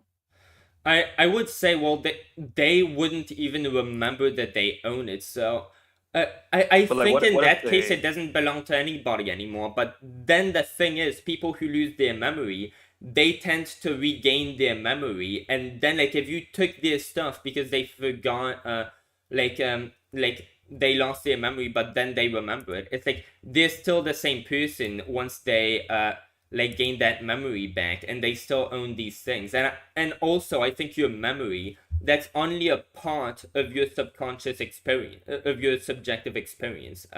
Your Sure. personality, you're probably still going to have the same personality to some extent after you've lost your memory. Like a lot of the traits that make you the person you are, that like other people would, that would make other people recognize you as being the person you are, most of these traits you haven't lost. So like I think it's, But yeah. um, but I guess like I guess I'm just trying to wonder like what exactly because like so I feel like like personality traits. I feel like everybody kind of like you can find people with kind of similar personality traits. I'm just kind of Yeah, wondering like but what then like, specifically would like make someone unique yeah, but and then everything. the thing is, there are so many personality traits that like if you combine all the, no two people, like dude, I think Vsauce actually made a video on that. As much as it is no, it is out of the ordinary to prefer to have your favorite color be colors such as yellow or like orange. Some colors like that, favorite colors such as green or blue, things like that. Those are more like yeah, people tend to favor those colors more. That's less typical. But then if you get like just randomly 20 things or something, yeah, most people tend to fall under this category of personality trait over that one. It is so like extraordinarily like low chance that just adding these things in, that you will not fit in with the majority on like a bunch of different issues. So like I, of course there are different people who are going to have similar personality traits, but there are so many different like aspects to what makes up your personality that for anybody to like the amount of traits that make up your personality, for there to be two people who are identical enough in their personality to the point where like you can't obviously make a huge distinction between these two people once you like talk to them for decent bit of time, where you can't obviously say, yeah, these two are different, like they might have similarities but they obviously What aren't if the same you? person. Like that, But that is what if? so weird, will never happen. But what if your personality changes over time? Do you still own the property? Well, your personality changes based on the new experiences that you have, and like you're just an evolved version of that person who you were, but you still have like you just What? But continued why is that the on, case? like you just built off of what you previously had. So you are yourself and everything that you have gained since, and like all the progress that you've made since, but you're that person who's just improved. It's not like if you make a Minecraft world and then like you destroy a lot of things in that world, you build a lot of things in that world, it is still the same Minecraft world, you've just changed it over time. But like, but then I guess that kind of comes to the question of like what, because like you're saying, so you said personality traits, but if those change over time, then what fundamentally is making you the same person over time? Well, yeah, for one, your memory, but like the what will make you change over time are, well, how your personality works. So if you are the type of person who, like, if presented with an argument, would change your mind on a certain position, like that was always something that you had. Just if you were to have that be brought to your attention, you would have changed your mind. So, like, that is you, the same person you always were, just changing in accordance to, like, new things being brought to light with you, new experiences that are giving you new perspectives, but you're the same person who's just building more off of what you had. But, like, yeah, that's the same person evolving. That person never went away and got reset. Like, So, you're just building more and more off of what you had. But like, so, you wouldn't be the person you are today if you hadn't been the person you were 5 years ago. Like, that got built off of that. So it's a product of that. so it seems like the fundamental kind of thing that then would be just your memories. That's what makes you the same person over time. Well, no. Also, like, the types of, like, the way that you will change will go in accordance with your personality. So, like, say, I don't know, in at some point in time in the year 2000, you had like, specific positions. Say you were uh, anti-immigration or something, and then in 2010 you become pro-immigration, like, you become pro-illegal immigration. Well, obviously you aren't like, you're a different person in the sense that the person you were 10 years ago would have disagreed with your stance on illegal immigration, but then what would have brought you to change your stance on illegal immigration would be the person you are and the new evidence that's come forward. But what would make you But then change your when stance is the person you are. So that is well, that's the person that you are now, yeah, but but that's to back say, when you like, were if you against lost, immigration. yeah, but that's to say, like, if you lost your memory,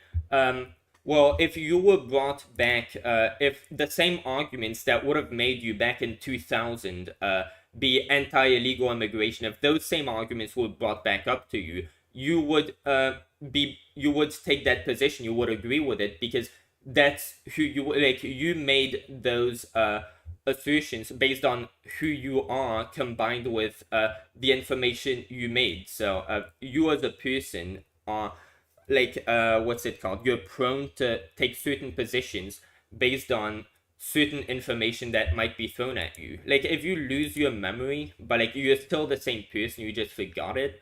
If you were to have the arguments that back in 2000 made you against illegal immigration, since you are that person who, given those arguments, would take that position, after you've lost your memory, if these same arguments were brought back to you with your like, mental like, under your fucking philosophy or whatever, like, with your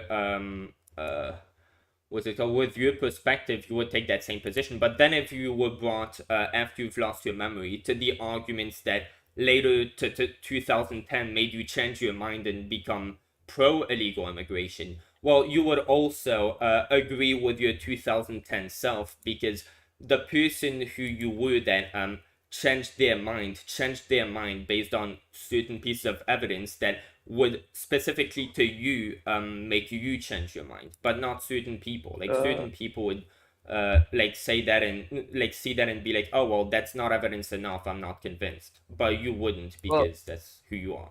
well, well, that seems kind of like a like a wild claim to me because I'm not sure that you would be convinced of the same arguments because it's also the case that your values could change, right? Like, That for is true. example, That like is true. yeah, um, so like if you at one point you might value immigration because like let's say but you care about the yeah, economy, but maybe after a but certain again, point, these let's say you care values, more about that's, yeah, that's yeah. another example of you changing over time. Like, what would make these values change in you? And well, that's again, like, the person who you were brought. But I definitely get what you're saying, because, like, although I don't believe in God, I believe in objective morality. And yeah, I do think that if everybody just like, since people tend to agree more when they discuss things, we tend to come on a general agreement. I think that's proof that objective morality is real, especially since it comes off of being derived from, well, pain. We universally understand that pain is wrong, and well, yeah, if we just extend that with empathy, well, we understand that others are, like experiencing bad things, like that mixed with our like the perspective. Yeah, we do tend to come down to just agree on certain things. So I guess that doesn't necessarily make your personality, but I think you still, even if you lose your memory, your brain and who makes you who you are, the brain is so complex that, like, I'd argue you'd probably still maintain enough traits to where, like, I mean, society definitely seems to recognize you as still being that person intuitively. So, I mean, I haven't thought of that because I mean, that's a really weird thing, but I think you probably still have enough traits. I don't know anything about it, but since society clearly recognizes you as still being the same person, people will recognize a lot of things in you. Like if you lose your memory, your family members are gonna come to visit you. I'm sure, like within not too long, they'll be like, "Oh well, I see you speaking like this. This is the person I remember." Like they might be making that association sometimes, just because well, they are prone to making that because well, they remember you, and it would make sense that like they might pre-assume that, but like there are enough similarities to where most people recognize that it's the same. So I don't really know. That's not argument enough, like most people believe. But I haven't thought of this, and I don't really know.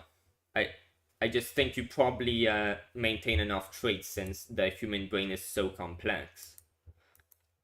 So when you say traits, do you mean like sort of biological traits or physical Oh traits no, or like just? things that make you who you are. So personality, like who who you are as a person, your values, your like your moral compass, how like your attitude, your tendency. I don't know whether you're an aggressive person. If you used to be an aggressive person and you've lost your memory, like being an aggressive person, that's a trait that definitely doesn't have a lot of like it doesn't define who you are. It's not a very strong like identity criteria. But yeah, for example, if you used to have anger issues, you will probably still have anger issues after you lose your memory. If you tend to be a very like forthgoing person, if you tend to be really cheerful, really tend to take others at their word, for example, if you tend to assume the best in people, be very empathetic, really care about what other people have to, like, care about other people's feelings and well-being. After you lose your memory, you'll probably still have that reflex to really care about other people. But if you're a psychopath, like you will probably maintain that trait of just not caring about other people. And I think that's a big part, actually, like um, how you present yourself to people, how you value other people's well-being, and just value other people in general. Like how you will interpret what they say. That's a big part of like how you interpret people's intention. That's a big part of who you are. And I wouldn't imagine that would go away if you lose your memory. Well, I think we're probably might just go kind of in a circle because I think like I'm not sure. I'm not sure. Like I think that these traits, I'm not like it. It kind of feels like you're like we're describing kind of like a concept like a soul, where it's like I'm not sure if these traits are like inherent, right, or like Yeah. or where they come from. It seems kind of I mean, um I'm not even sure like what exactly like say what exactly are you arguing basically, like if we go by whatever you would define as a person, how would you define a person, and given your definition, like what do you think is the like logical conclusion to arrive to from there? Because I'm not really sure, like it say you I don't know where you're coming from, and given that you're right and I'm wrong, like what would that prove? well, so the thing, yeah, so I guess like the main reason I kind of bring this up is that like there's really not really a good definition of a person. Like this is something that like is commonly discussed in philosophy. It's why it's a very difficult question. I would say like I think it's just we kind of just have like as you say like kind of social understanding of people and I guess that's like and so I guess that's the thing where it's like it kind of makes like the kind of the property things that like basing property kind of like on like or like on individual like ownership kind of doesn't make like to me doesn't make sense because like I don't really believe in persons. I don't think that like I Okay, don't think yeah, we can really know that, yeah. like So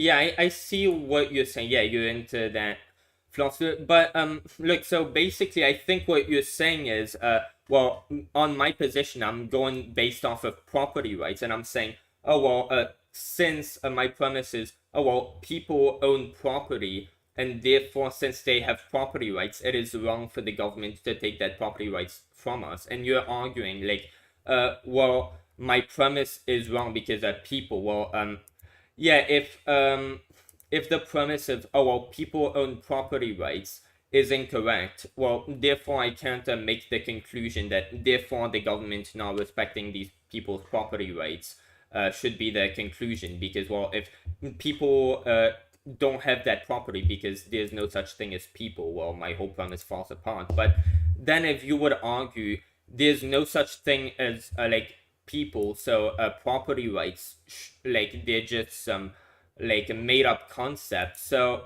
do you think, like, would you say that if you say own I don't know, like my mic right here that I'm using to speak, like somebody should be able to take that from me if they, like if it's moral to take that. Yeah, I think your moral thing isn't like, oh well, property doesn't exist, therefore, like if someone wants to break into my house and take whatever they want, they should get to do it. You're arguing that if it would be moral, then they should get to do it. So like if somebody is, like they need my equipment or like my belongings that I have in my house more than I need them. Well, since it's not technically my belongings, morals are the basis we should go off of, not property, because property isn't really real.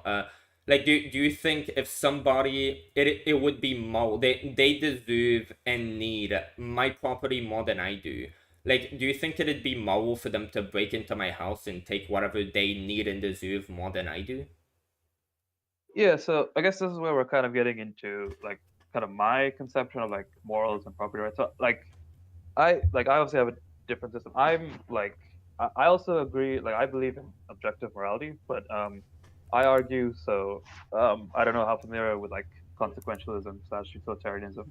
So that's Consequentialism. That's like 6 syllables? No, I don't know what that is. No. so it's kind of so I guess like so your moral system I guess would kind of be more described as like with deontology, which is essentially you define a set of kind of like rules in society that you believe everybody needs to follow, and if and like basically they can do whatever they want, but like they cannot like disobey these like set of rules that you have. Yeah. I believe Whereas I believe that like what matters ultimately for everything is the consequences Yeah. of actions. I don't believe that like there's inherent wrongness or rightness to actions. I just believe that all that matters is like what the consequences of them are.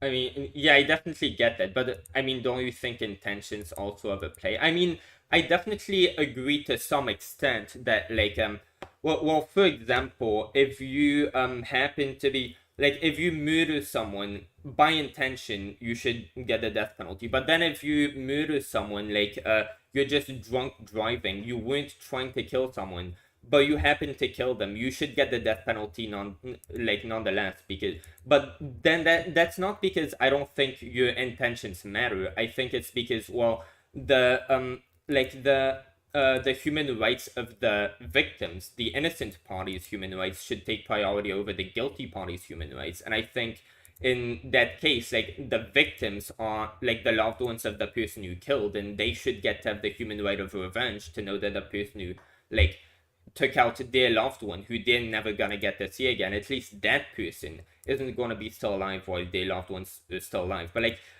in a situation where, for example, you were supposed to do something, you had no way of knowing that said action would kill somebody, and you did that. Say somebody just runs in, I don't know, runs in front of the road or something, and you happen to kill them. Like if you had just if you hadn't gone onto the road that day, you wouldn't have killed someone. But since you went onto the road, you killed somebody. Well, if you had known that beforehand, you wouldn't have gone onto the road. And clearly, like the outcome is what matters here. So the outcome is that somebody died, but then like you didn't intend to do it. So like is that the same, like murdering someone like on like from your own what's it called, from your own volition? Is that the same as you just having some actions that you didn't know were going to result in that, but that so happened to result in that? I don't know. So there's definitely a difference. So the way that I would frame it under my moral system is like through kind of expected consequences or expected utility. Yeah. So we would expect someone with the intent of committing harm to be like a far more like someone far more likely to expected to commit like commit Yeah. more, contribute more harm to the world Yes, versus someone who somebody with did the it intention accidentally. of committing the crime. Yeah, somebody with the intention of like making the consequences that their actions will have. Like someone who's doing wrong on purpose. Of course, they're more likely to know that like the consequences of their action will be what they are, since they are willingly doing it. I guess. Yeah, Yeah. so that's kind of how I would say it. Like, so they have a higher chance of like contributing more negative consequences because So it's they not really yeah so it's not really a consequentialism. It's really intentions. Like so it's not about uh the consequences. It's about what you would expect the consequences to be. So it is about your intentions, not the consequences. well, not really, because ultimately like it is the consequences because like it's about expected consequences. So we would expect like it'd probably be better to like someone who like actually like has expressed that they want to commit harm. We would expect that the consequences of like Yeah, of not punishing this person would probably be yeah, like very bad. They would probably yeah, go on to commit more harm yeah. Wait, versus so someone who did not have that yeah, so I have a intention. question for you. Let's say that since you say it's about the consequences, my question would be: say that you are a terrorist or something, and you're mad at somebody. You intend to blow up their car and have them die in the process. You put a bomb in their car. Let's say that the bomb doesn't blow up, that person doesn't die, are you should you be punished less badly? Like, are you less guilty because the bomb didn't blow up? Should you receive less consequences? I mean, I would agree actually, but I mean, probably not for the same y- reasons you would. yeah, well, so like obviously like because there was no actual like harm, but like there like so the point about like we would just expect a person like this who intentionally did a bad action to have the consequence of potentially contributing more harm in the future, Yeah, and so that's why we consider this person to be yeah. like bad But do you for think they society. are less wrong, or they should be held less like? Do you think that uh I don't know? Do you think it's like what's it called? Do you think, dude? I'm not even sure how to like. Do you think it's pretty much like if they were to put a bomb in that person's car? Well, since the bomb didn't blow up, they might as well not have put a bomb in that person's car. Well, as long as the person doesn't find out that the bomb was planted, as long as the bomb doesn't blow up, do you think that a person who put a bomb in somebody's car with the intent of having it blow up, if the bomb doesn't detonate, like, do you think it, like, that is pretty much the same thing? They might as well not have planted the bomb. They would have been just as much in the wrong if they had not planted the bomb. It's the same thing. Sorry, could you repeat the example? I kind of zoned out a bit. Yeah, so if yeah, I get you. I'm sorry, I speak. I'm sort of That's fine. slow, That's but fine.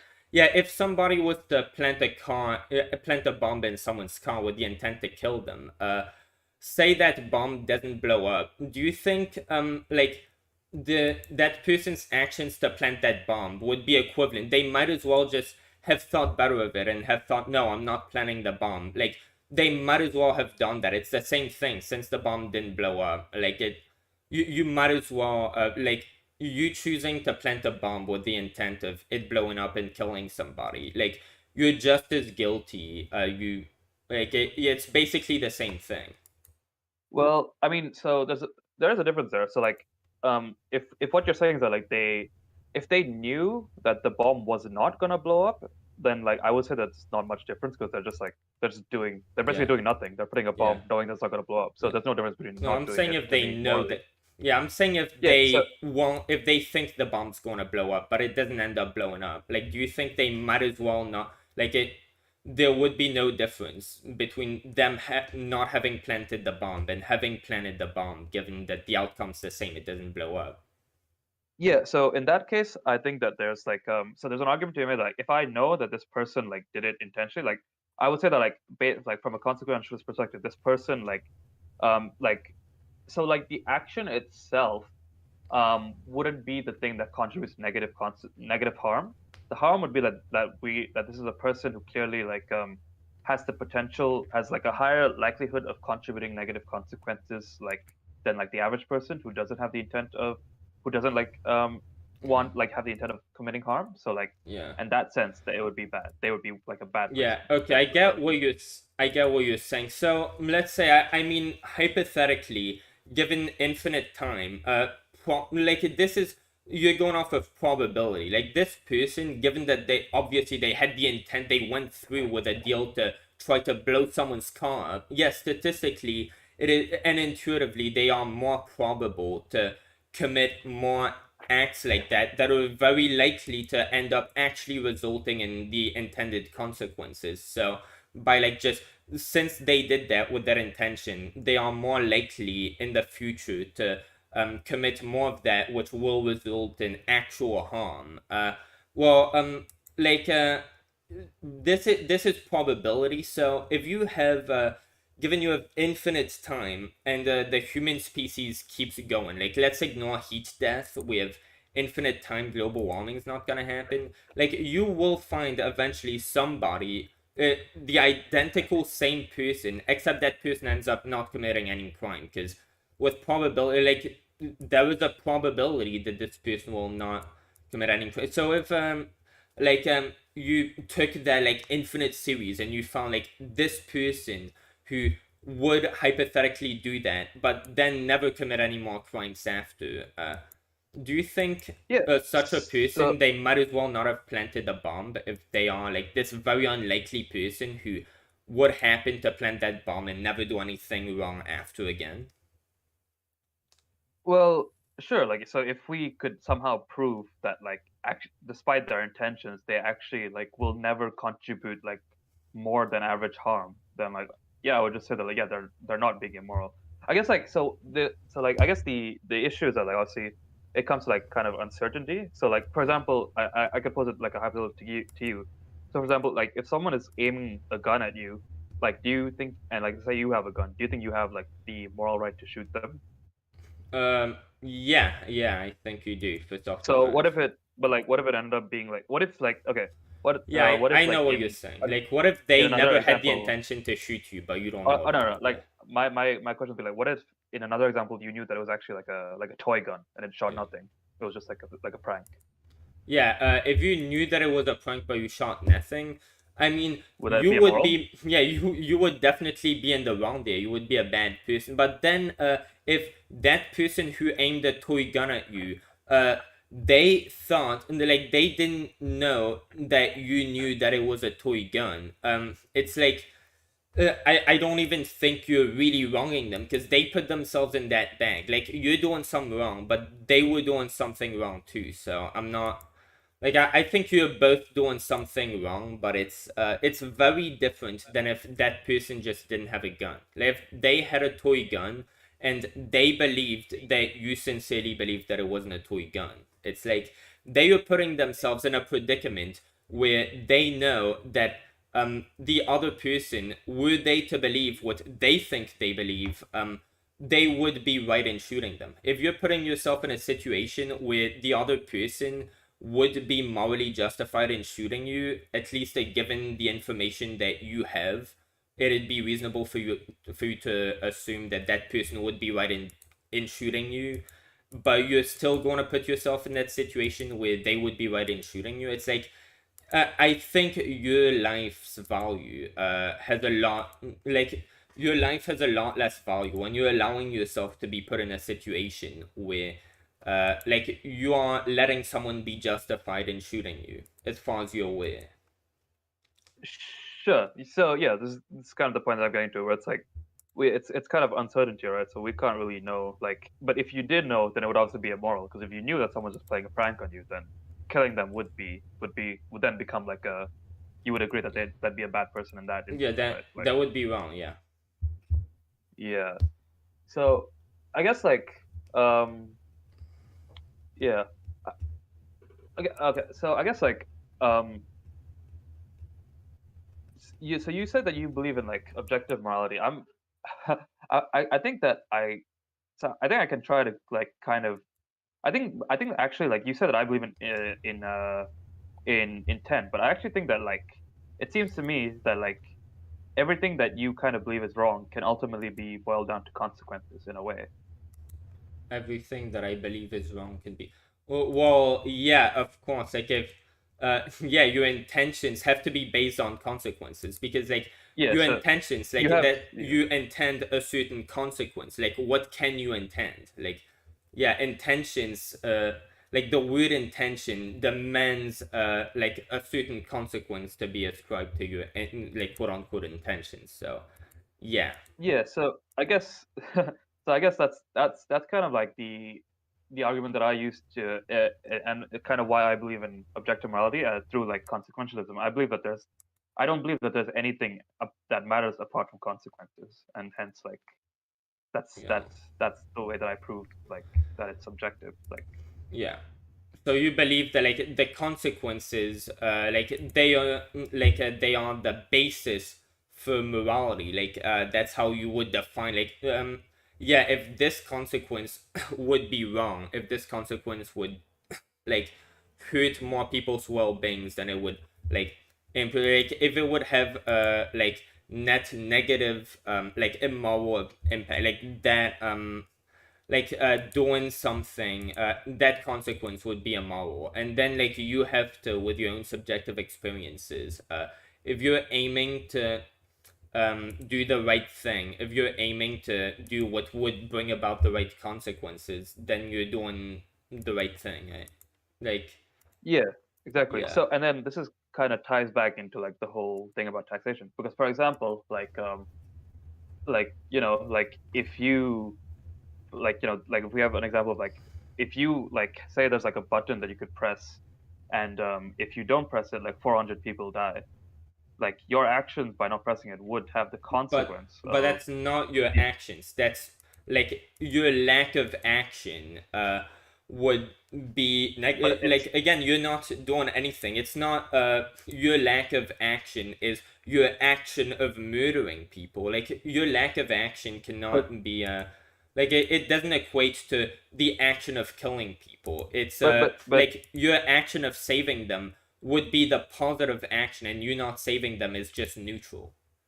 but I would say that like inaction is kind of an action because you're taking a choice to have to make to do like to not do Yeah. something that has the consequence of leading to people dying. No, your non-action isn't no, like your non-action isn't like basically like you having the action of killing these people. Like when you're not responsible for putting yourself in a situation where you either have to press a button or these people will die. Like if you put yourself in that predicament and because of actions you took, it led you to you being in a situation where you have that button in front of you and you have that choice to make.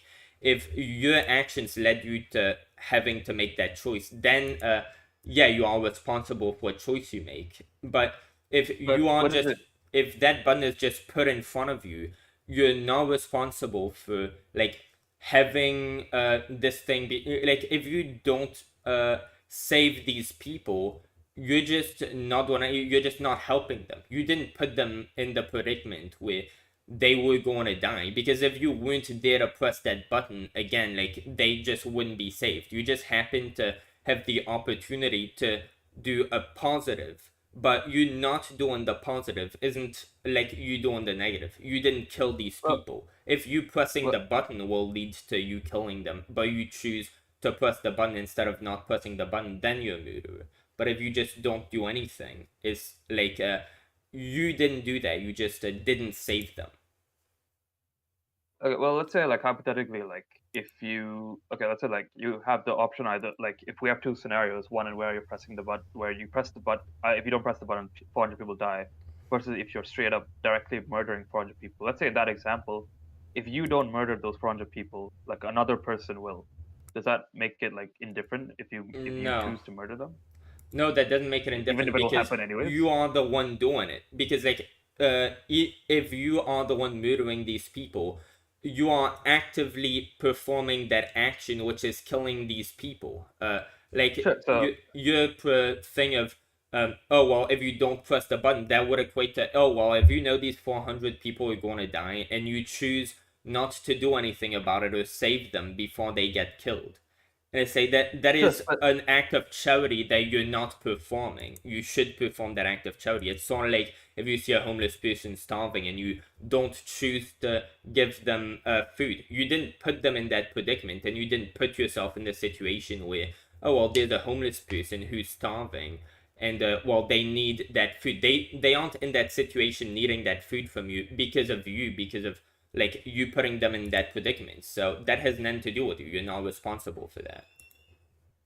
like, I guess like, but I'm just kind of wondering like, what is the difference? Because it seems like in both cases, like it seems like the what you're describing is that the wrong is that like you are You're the one performing doing an the action. action which results in the consequence of people dying, right? Yeah, if you are the one performing an action that is actively killing people, if your lack of action, if you're not helping somebody from a scenario that you didn't put them in, if you're just not doing anything, you're acting neutral, you're not responsible for any of that because you didn't do that. You didn't kill these people.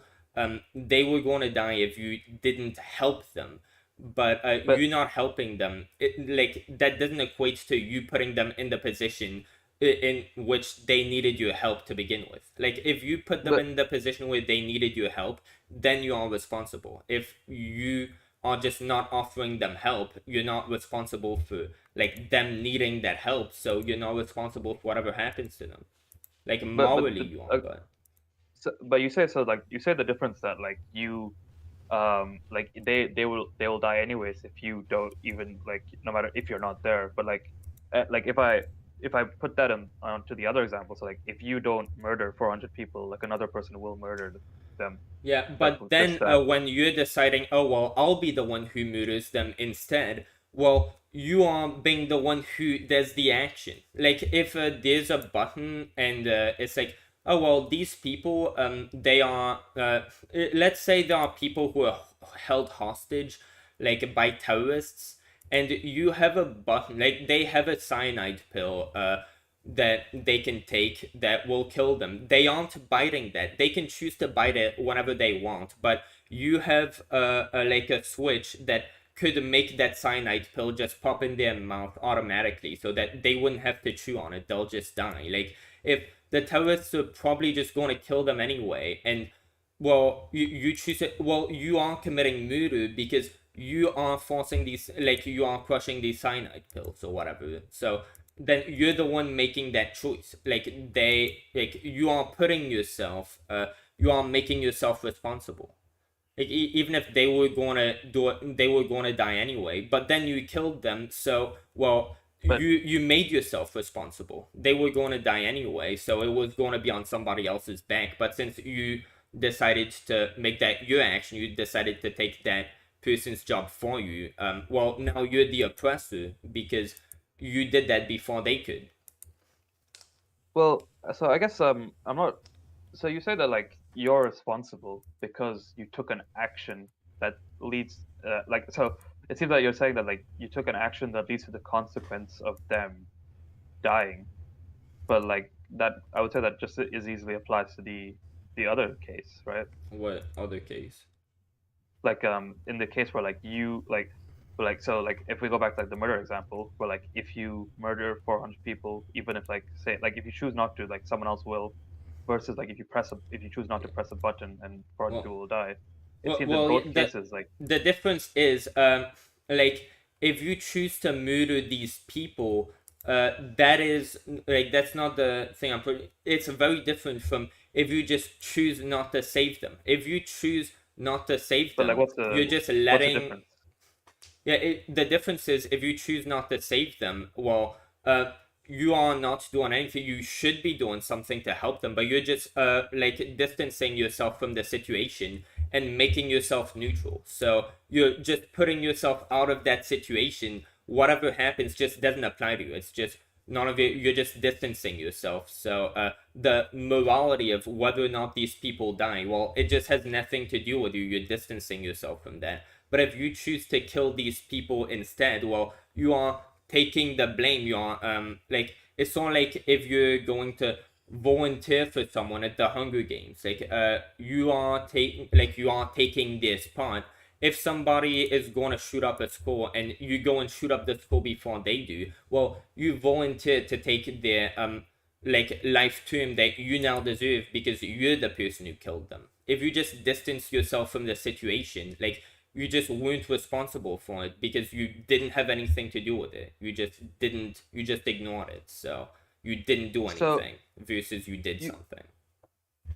but you say responsibility, like so you were responsible for it, but like it could also If be you because were like in Yeah, like if you are if you caused that situation to happen, uh like if your action versus your lack of action has led to like the predicament where these people will die if you don't save them, like that's different. If these people are like on that like in that room about to die or not, depending on whether you press that button as a result of your actions, like then you are the one who put them in that predicament. So you're the one murdering them if you don't save them. But otherwise, you're just distancing yourself from the situation. Oh well, people are gonna do what, like things are gonna happen. I just don't have anything to do with it. I'm just gonna distance myself from it. Like that's just but you like not doing anything. Like well once you but, involve yourself by saying, "Oh well, I'm gonna beat the murderers to it. I'm gonna murder them first," then you're implicating yourself into the situation, and you are being responsible. If you just distance yourself from the situation, oh well, this is none of my business. I'm just not gonna deal with it. I don't want to involve myself in that. This is a neutral. Like you're not doing anything. but like when you say like so you're causing it to happen, you're responsible, like what are you causing? Say if you know your situation is, oh well, these 300 people are in a room and depending on whether or not you press that button they'll die. If Yeah. somebody just happened, like if you are just born like in that place and you get that information, you aren't responsible for the fact that like you're now having to make that choice. You didn't like that's not a result of you making poor choices that led to these people being pretty much your hostages. If you I don't know, if you did something wrong and as a result of that people like these 200 people are these 300 people are like waiting for you to either press the button or not press that button. Like if were you to not have done whatever you might have done, like you wouldn't have needed to press that button to save them because they just wouldn't have died, then you are responsible basically. um okay uh so but so like so you said so if I'm like interpreting what you're saying correctly, you're like so the difference you're saying is that like in the case of murdering people versus not, you're saying that you're causing in the murder example you're causing it, whereas you say that like in the other one you're not, right? Yeah, in the other one, you are, yeah, in the murder example, you are involving yourself. So the consequences, whatever happens, is it is a consequence of your actions. Like you are murdering these people. These people were murdered because you murdered them. If these people were going to die if you didn't press that button, and well, you just didn't, you happen not to press that button. Like these people didn't die because of something you did. They died because that button wasn't pressed. Like whether or Well, not but like you did do something. You took the choice of not saving them. You made the that choice to not save them, right? that oh wait, so let me just dude, My brain is fucking. So in the Muru example, it's like dude. Oh my god, wait, let me try to.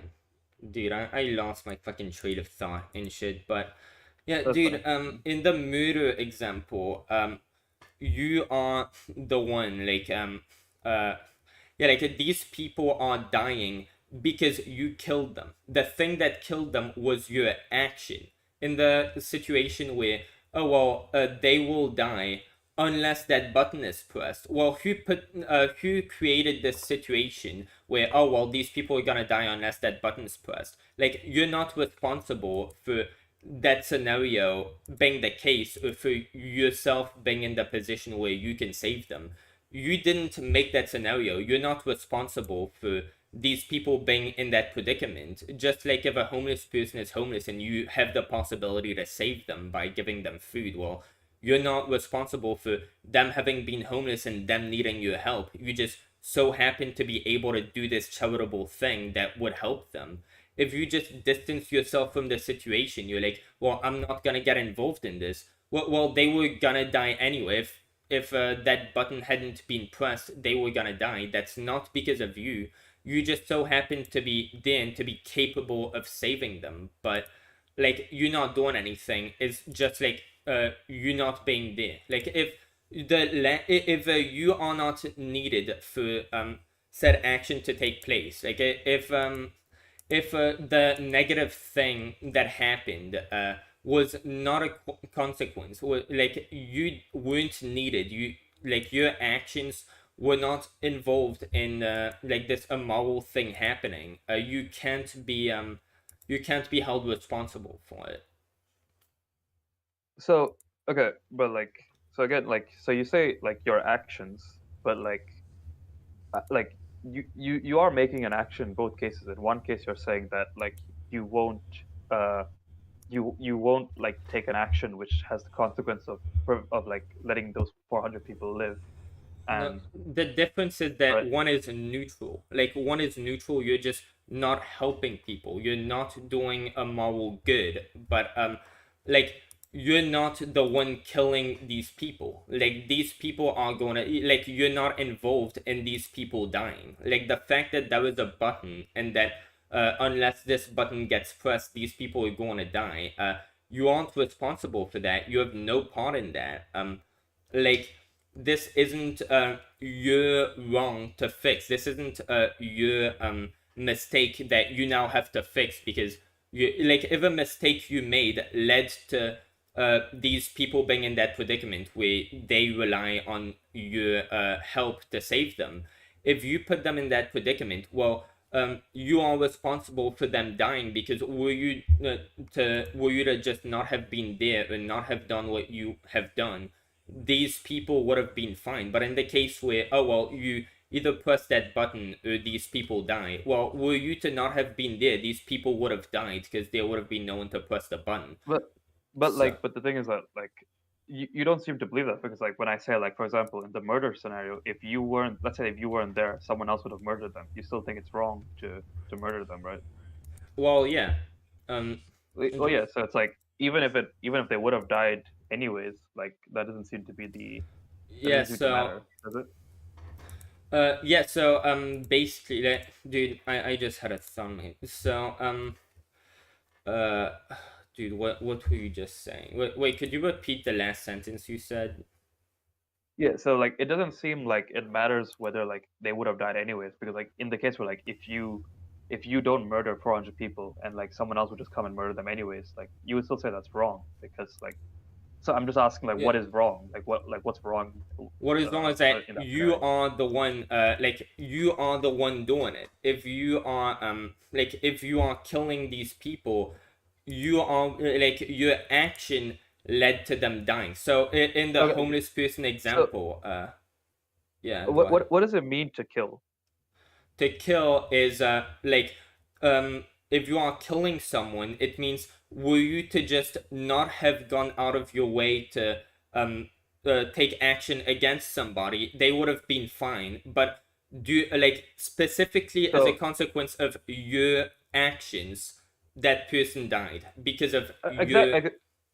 exactly. So it's to take an action that has the consequence of someone dying, right? No, but the difference is like we're comparing an action with a lack of action. Like the action of saving somebody is very But different. Like the action, the lack of action of not saving somebody is very different than the action of putting them in the predicament where they have to be saved. One is you are responsible. Like you not saving somebody is not tantamount to you killing them. You not saving somebody is well, they would have died anyway, but you're just not doing a positive.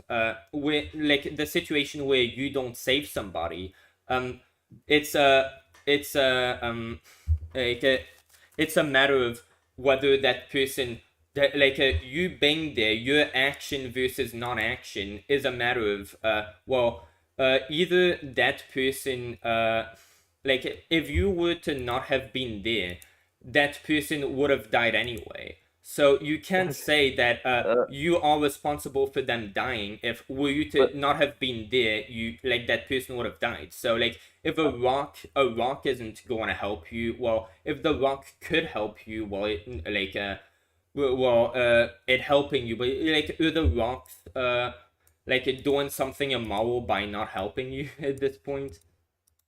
I think it's just a neutral action. You didn't do anything. You're not responsible for it.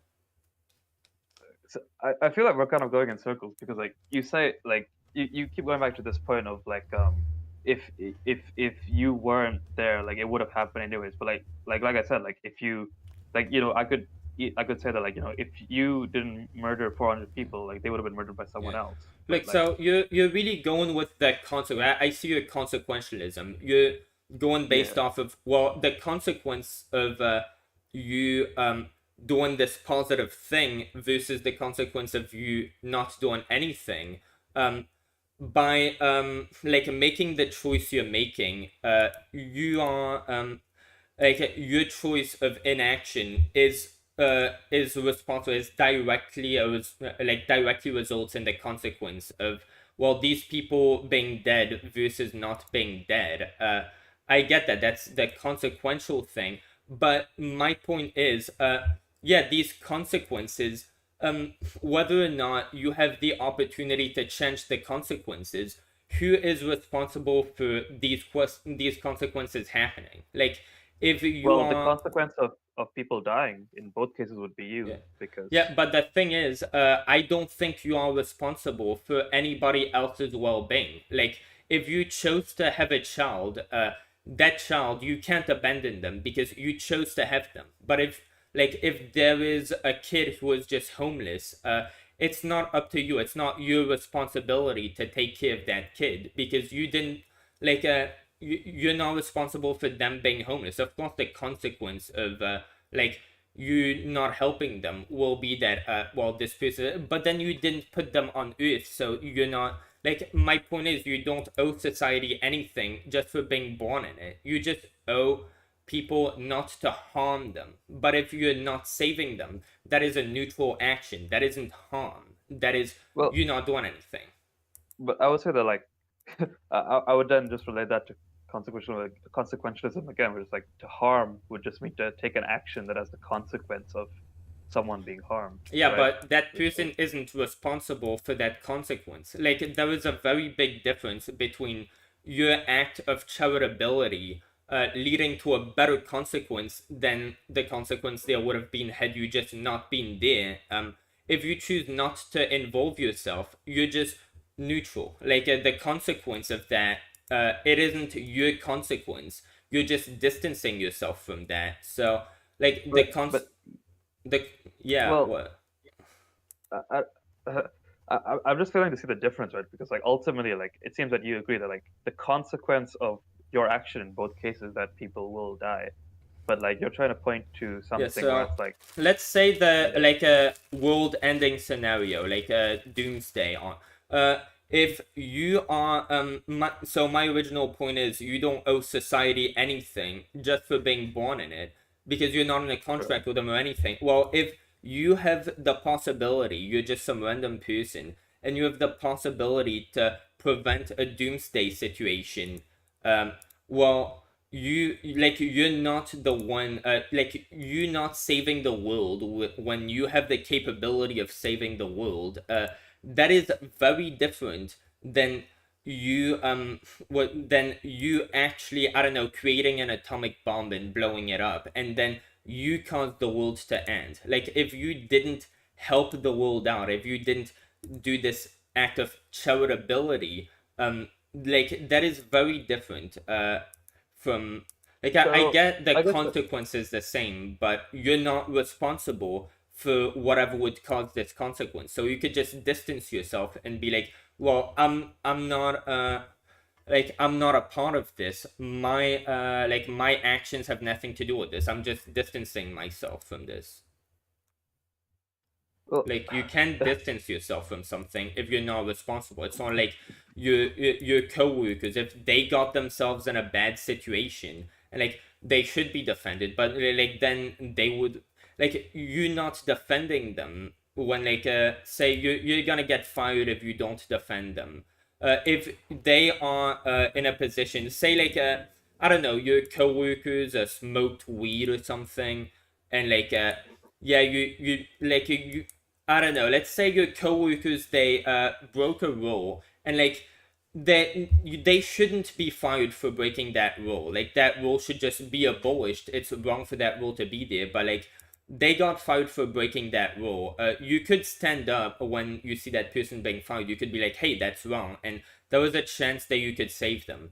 Like you don't have that responsibility towards your coworker to save them. Whereas if you say peer pressured your coworker into doing whatever would lead them into being fired, now you do have that responsibility. Even though like yeah, the consequence, whether or not you defend them, if you defend them, they might not be fired. If you don't defend them, they won't, like they will be fired, and like they shouldn't be fired because again that rule is nonsensical. Well, if you are the one who pressured them into breaking that rule, then you are personally responsible for helping them out of it. But if you didn't like if you didn't pressure them into breaking the rule, they just broke the rule on their own accord, and well, that's a stupid rule, they shouldn't be fined for it. But they chose to break the rule. You're not responsible for helping them, even though it'd be the right thing to do. You didn't pressure them into doing it. so I guess so the problem is like I think we're just gonna keep going on circles in this one, but like I guess like so like you're arguing that there is a difference, but like it seems that like whenever we try to get into like what is the difference, eventually it seems that you come back to consequences, which is that like so like you say you bring up the word cause, which is like you cause in one Yeah. example you cause it to happen, but it seems like what you're causing essentially could be boiled down to just like having the consequence of the immoral action, which Yeah. is again we're going to go to the Yeah. circular No, thing I. again. I mean, the thing is, your lack of action versus your action. If your action, like in a situation where the outcome, the negative outcome, would have happened regardless of, in a situation where your presence versus lack of presence would lead to the same negative outcome. Uh, if your presence and your actions are not required for the negative outcome to happen, like you didn't commit the action. Like if your presence and your actions are not necessary for whatever bad thing that was to happen, you like that's not you doing it. That's sort of But like again, if like if that, let's say like if you didn't murder someone but they were going to get murdered anyways, like you didn't really change any like your presence wasn't required for the action for the thing to happen, but like would you not still say that it's like immoral? wait, are you going back to the like if you kill people before they get killed type thing? No, not before they get killed. So like, I'm just saying that like if we have two worlds and in world A you kill this person, whereas in world B, uh, another person kills this person, and we know that like in the case where world A did not exist, world B would happen. So like it's always the case that this Yeah, person would I die. know, but It's just then like if you weren't there, like it yeah. would be by the hands Yeah. of another person. Well, the difference is like in that hypothetical way, like oh well, you either press the button or you don't. If you decide oh, I'm not going to save these people, you are distancing yourself from the situation and you're just not Well, involved in what happens. If yeah, you are choosing, you're taking you're still taking an action which has the consequence of no, someone you're just dying, taking right? a non-action. If you take the initiative, oh well, I'm going to implicate myself into this situation and make myself responsible because now these people dying, like sure, in that hypothetical world, they would have died anyway. Like if I hadn't killed them, they would have died anyway. But since you killed them, well, they didn't die to the hands of that other person. Now they died because of you. So because of your action, like their death is no longer their death is no longer on the hands of that other person who would have killed them. Their death is now on your hands since you took that initiative. If you had just let them be killed by somebody else, you would have just distanced yourself from the situation. But since you took that initiative, you are now the person who has caused the situation. I don't think we're gonna escape this loop because, like, I don't know. To me, it still seems like we still have to, like, when you say like you're taking an action, like, it seems that fundamentally we're still in both cases just talking about like you take an action that leads to the consequence of someone dying, and in both cases that's true.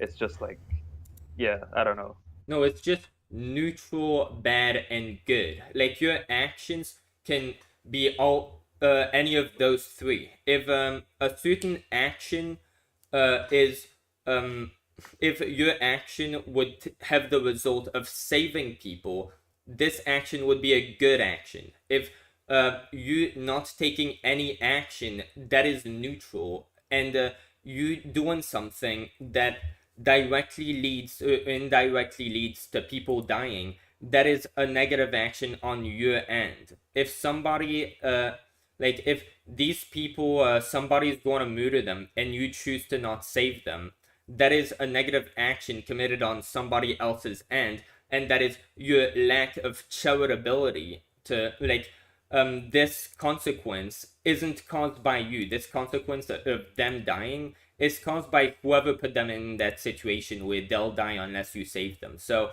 that consequence is not on your shoulders. You just aren't involved in that. You can choose to involve yourself in that by saving them, but then you saving them. I mean, like we're probably never gonna agree with this, but yeah, Yeah, because like, I mean, like fundamentally, like, because like I said, like, this it's just like like I could boil it down again to like you're taking an action which has a consequence, but like you've already heard the argument, like, yeah, we're probably not gonna make any progress in that. um I'm not really sure where to go from here. yeah. I guess, is there anything else on the topic that Yeah. you might Uh, you have in mind? I don't really know. Do you any other the topic you want to debate? Like I don't know, abortion, like pro-choice until birth, well Well, I'm pro-choice, so I don't think we disagree there. yeah. I don't know any I'm not really sure.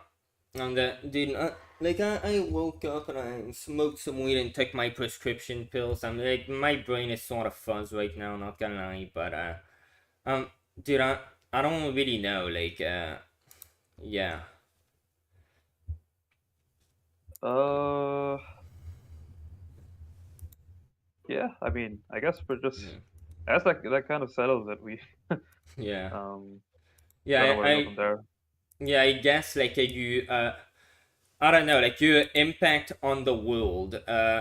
You could have some positive impacts. You could help people, but then that is attributed to you should be congratulated for that. Like, so imagine if someone like I don't know, they decide to get themselves into what's it called, curing diseases. If somebody has a lot of potential to cure a disease, if somebody would since they're born, you could always tell they were gifted, they were predisposed to being able to, if they dedicate their lives to say curing cancer, like you know that that person has the talent to where if they dedicate their lives to curing cancer, they will be able to cure cancer, and a lot of people will be saved as a result of that. Like, does that person have the responsibility to dedicate their lives to curing cancer? And if they don't do that, are they pretty much murdering everybody who will get cancer after their treatment would have hypothetically been developed had they gone down that route?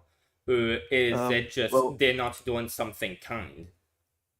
they're taking an action that has the consequence of resulting in people dying. So I would say That's it's again, probably not the most that's morally. not okay. So let's say I think, yeah, since we're getting really into just like what it like theoretical, and so let's say practically, so a person a person is going to like yeah, let's say you start dating somebody, who like they have a tendency to have, let's say they have an ex-boyfriend who is really fucking vindictive and stuff, and you know that that ex-boyfriend they will like, oh, that's not even really a good example, to be honest. Yeah, let's say that you yeah, let's say that you're fucking dude, I'm not even really sure. Fuck.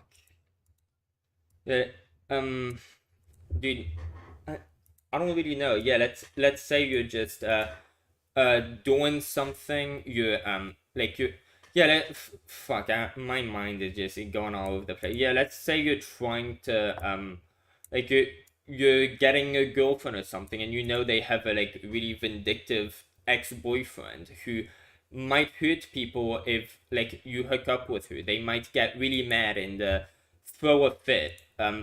Like if you choose, oh well, I'm gonna be with that person anyway because I want to be with them, are you responsible for whatever that like ex-boyfriend does, or is that like their problem? Or like if somebody tells you oh well yeah, let's say you're an activist and you want to like do activism for your cause, and somebody tells you, hey, if you go and do this activism stuff tomorrow, I'm an authoritarian. I don't want you to get to do that. So I'm telling you right now, if you do that, I will go shoot people. Well, you want to do your activism. You're doing it for your cause. You're not doing it for that person to shoot people. If you say, well, you're not my boss, I'm going to do whatever I want, and that person ends up going and shooting people. Like, are you responsible for that person shooting people, or is that person like they should have just not told you that? That's not a reasonable claim. You can't just be like, oh well, you can't go and protest. Like they are the ones who shot somebody. You shouldn't be Uh, convicted. You'd agree? Like if somebody told you, if you exercise your free speech rights, I'm going to do something that I shouldn't be doing. Like the consequence of you still exercising your free speech right would be them doing something wrong, but then they're the ones doing something wrong. Like you're just minding your own business.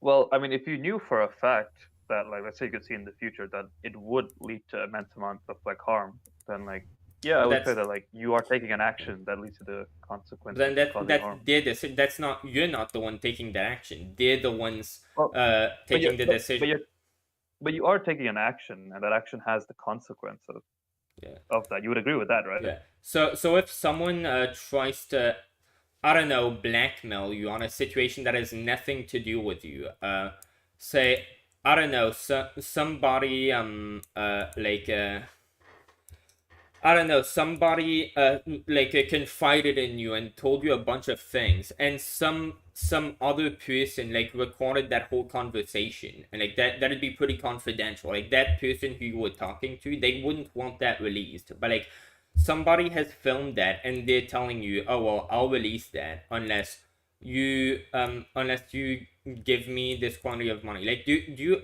owe them that now? Like is that like to Well, me again, it's It would depend on like the level of harm that would be caused by not giving them that money. Yeah, Like if it's yeah, greater than, I think yeah, if you because knew that, then yeah, because like you act like, oh well, the consequences. But my point is, you don't owe anybody anything, and the difference between like a consequence being brought upon people by somebody else. You're not the one causing that consequence. You just happen to be able to prevent it.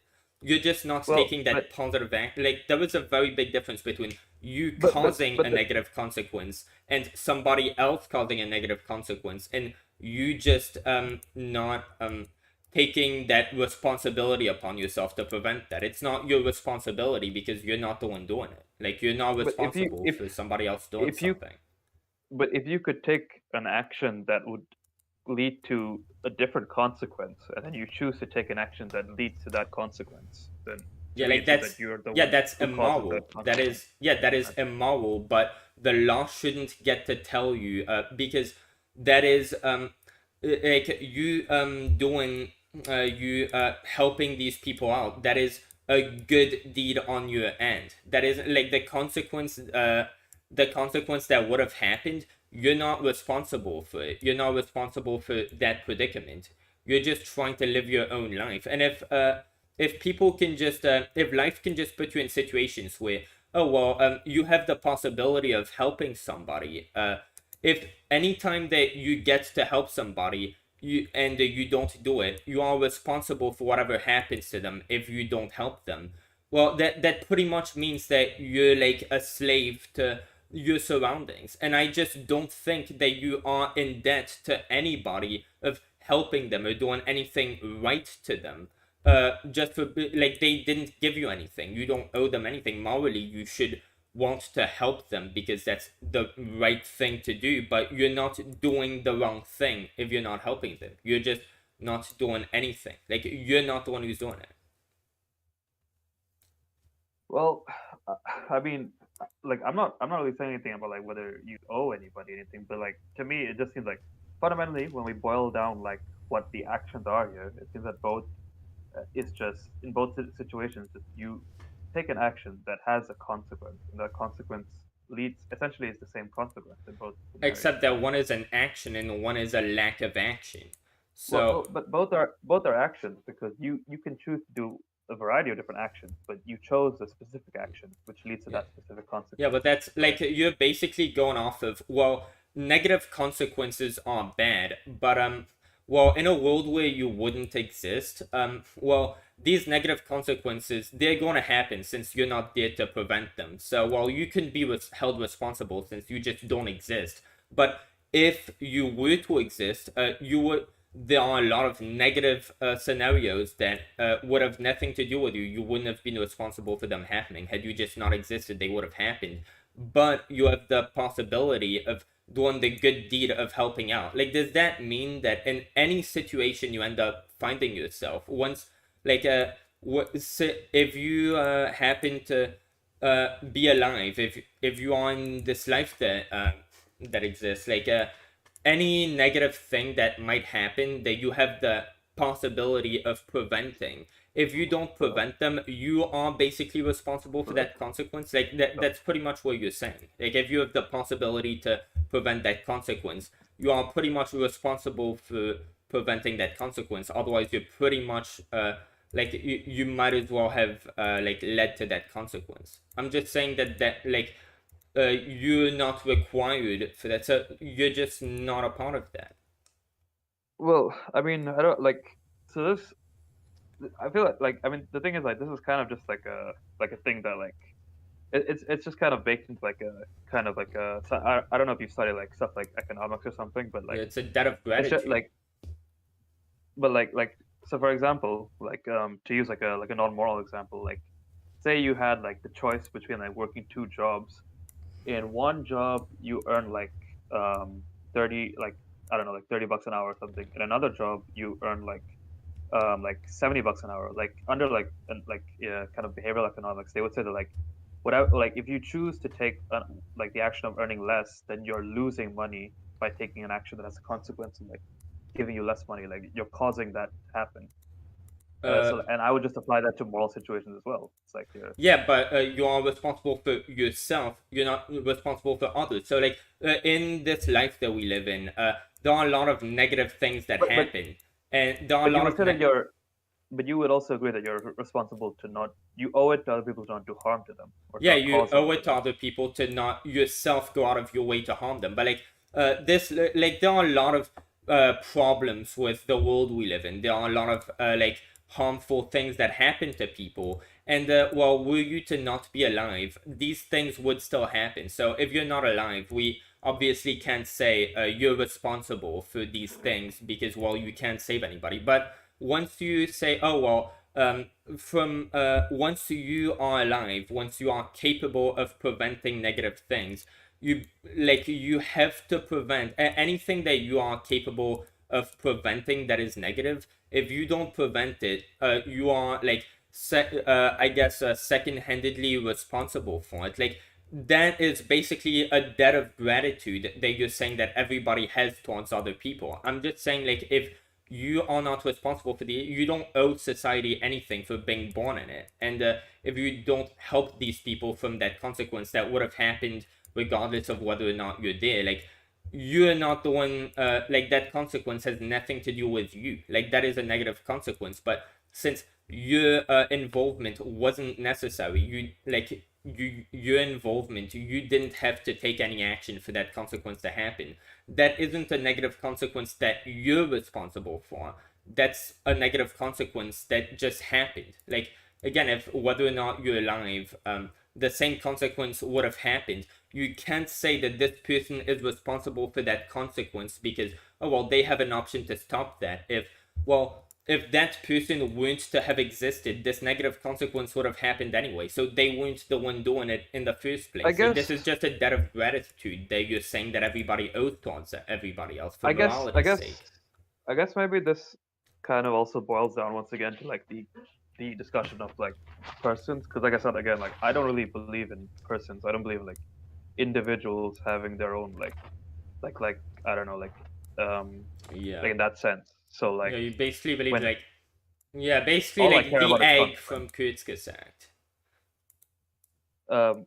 Well, yeah, well, the point that I'm the kind of philosopher I'm citing is like Derek Parfit, but yeah, so like I don't really believe that. So like when you said like you're not causing it, like for me it's just like I don't really view it that way. I just view it as like there's a set of consequences. We take actions that have X or Y set of consequences. Yeah, so it's a It debt of to me it gratitude. just Like, doesn't for matter me, like if it's my you or someone else. yeah, my 'Cause I don't really argument believe would that like be, yeah, like, I get that you see it in terms of consequences, but my argument would be this negative consequence isn't you, like, it has nothing to do with you. We can't attribute we can't attribute responsibility to you if that consequence isn't a result of your actions, because were you to just not have been alive, that consequence would still have happened. So it's got nothing to do with you. You weren't responsible for that bad consequence. Like, if you being there versus you not being there is the difference.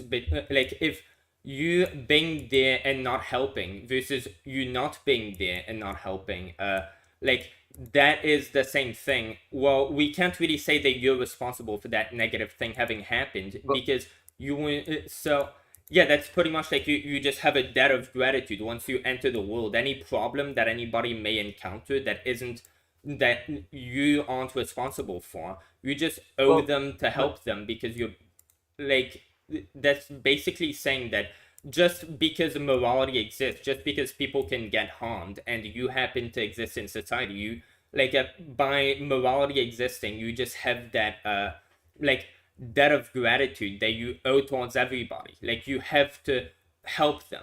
I'm just saying you cannot hurt them, but you don't owe them to make their lives better. You don't owe anybody to improve their lives. And any scenario that might happen, which doesn't involve or require, like, your involvement, your actions, for that things would still have happened. Like, you can't attribute that consequence to your own actions. You can attribute your like, you saving them as, oh, well, you are changing the consequence for the better. But if you just don't change the consequence, you're just being neutral. That's not something bad that you're doing. But if you Okay, bring but about like that consequence, then you are responsible. Only if you bring about that consequence.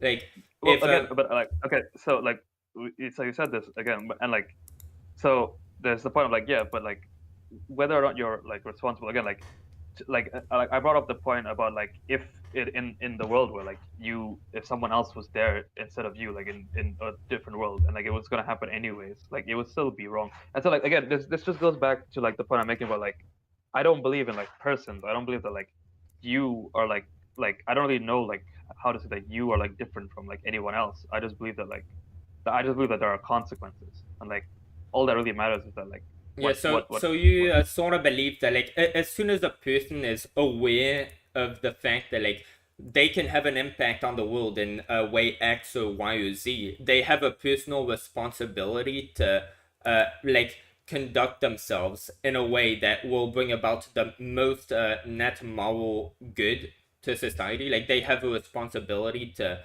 make uh to do whatever is in their power to change the consequences of like the world they live in as much as possible for the better.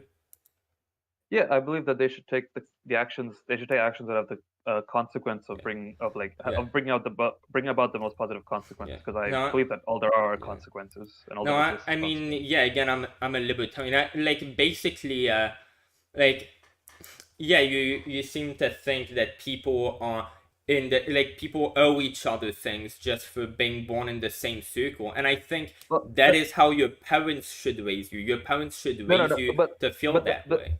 I'm not saying that anybody owes anything to anyone. I'm just saying that like I said, like I don't believe that persons exist. I don't believe that like I don't believe that like like you said that like you have a responsibility. I don't believe that like you are like I don't really believe in like you as an individual person. I just believe that like we're Yeah, all kind of yeah, like okay. all that So, matters is the yeah, so consequence. the consequences. So back to the point about somebody curing cancer. So you believe like there are just consequences. So if there is Yeah. like a kid who like you could always yeah, this kid is so smart, like so capable and stuff. So has such a skill in this field that if they are to dedicate their lives for the next 20 years, they just dedicate themselves into the study like into researching how to cure cancer, given that person's abilities and like just inherent fucking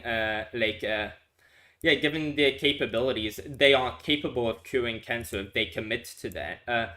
So if you find such a person, do they inherently have that responsibility upon them to cure cancer since they can? And like if they don't do that, are they responsible for however many people would die of cancer? Like are they responsible for curing cancer if they can do that? Because to me, it's Well, like you again, have so like freedoms. You should get to do whatever you want as long as you don't hurt anybody. And that wouldn't be you hurting somebody. That would be just you not helping, you not performing an action that helps somebody. yeah, I get your perspective, but again, like what I'm saying is that like fundamentally yeah, like I don't believe that like again like I just don't believe in persons. I believe only in like the consequences. I don't believe that like you are like responsible or you have an obligation. I just believe that like we take actions and like like we have like actions have consequences and Yeah, like there's a I cause get and it, effect but to and what like I believe extent that like yeah but to what extent does that go? Because like where I draw my line is well, if these consequences are the consequences of your direct like if these things, these negative things that happened, they happened because of actions you took. Like were you to just not have been in that situation, these negative things wouldn't have happened. Then you are responsible. But then you're saying, oh well, if these negative things happened and you could have prevented them, and you know you could have prevented them, well, you are responsible by not having prevented them. So like, how far does that go? Like, does everybody have like a moral responsibility? I'm sure everybody, given their like power, they could dedicate themselves to good causes and they could help a lot. So if somebody like does that mean like if the most well-being promoting career that you could take, for example, would be I don't know, you're very genetically good at say defending people. If you don't take a career that would allow you to save as many people as possible, and you instead choose to do something that you personally enjoy more, that you have a passion in, but that won't save as many people, are you like pretty much like murdering all the people who you could be saving, given? Well, I mean, like so if, assuming that we know for a fact that like if you don't take this career, then like you're gonna lead, then like more people are gonna end up dead. I would say that yeah, you're taking an action that has the consequence of people dying, but of more but people the dying. the point with that is everybody they could if anybody dedicated their entire lives to the cause of well-being, promoting well-being, their lives would change dramatically. Anybody if you decide like you're just the average middle class person, you have a bathroom, you could just house a homeless person. You could, but anybody. That my point is, the way that people live their lives to try and make themselves as happy as possible, primarily, I guess. The way that they would have to live their lives in order to to make the most to maximize well-being as much as they can, given how much they can maximize well-being. They would have to pretty much like just throw away all of their ambitions. So just like if you donated like putting like 50%, that's a reasonable amount. You could still live, right? If you make let's say you make $5,000 a month, like my mother makes $2,000 a month. If you make $5,000 a month, you could be donating at least like 3,000 of those dollars to some cause, and like you have a lot of there's a lot of room you could go before you're like straight up dead or something. uh like you have the possibility, given like the resources an average person has, to just dedicate your life to saving a bunch of people's lives. Anybody has that. Anybody has enough money to where if they just I don't know, they put every bit of their income that they don't absolutely need to survive towards a greater cause, a cause that promotes well-being. Well, if they did that, there would be a lot more well-being in the world. So, like all of the well-being that you could be promoting but aren't, with any bit of extra income that you're choosing to put into your own personal pleasure instead of maximizing the well-being, like is all of that, like are you responsible for all of the well-being that you're not helping? Like do you have a moral responsibility to pretty much dedicate your life to doing everything you can to help people instead of like helping yourself, or like making the best that you can out of your own life? Like do you have a moral responsibility to, instead of trying to make the best out of your own life, enjoy it as much as possible, just help people as much as you can, because well those are the consequences. Do you have that responsibility?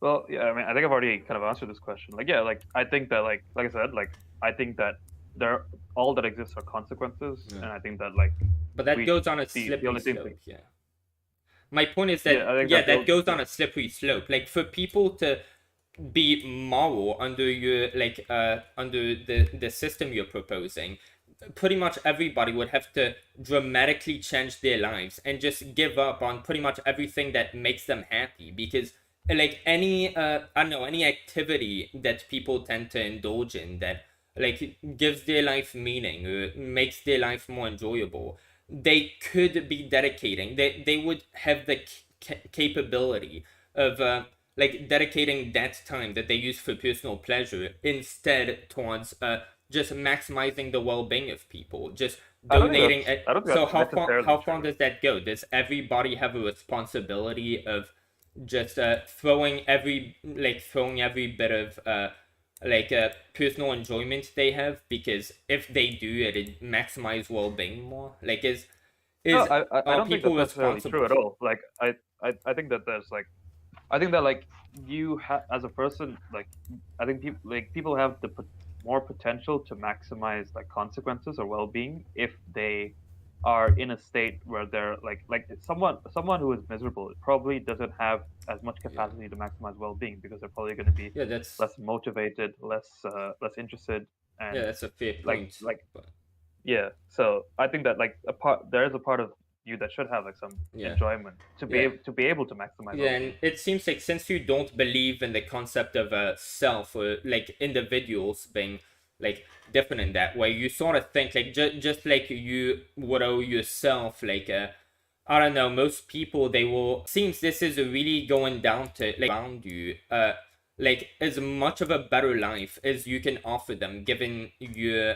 given the resources you have. So like that means that given that you're alive since morality exists, you're pretty much like forced to be a missionary to maximize well-being as much as you are capable of given your resources. I don't think that you owe society once you're born within itself to being a missionary to maximize well-being as much as possible, because if you do anything else, well, you're responsible for all the well-being that you're not maximizing.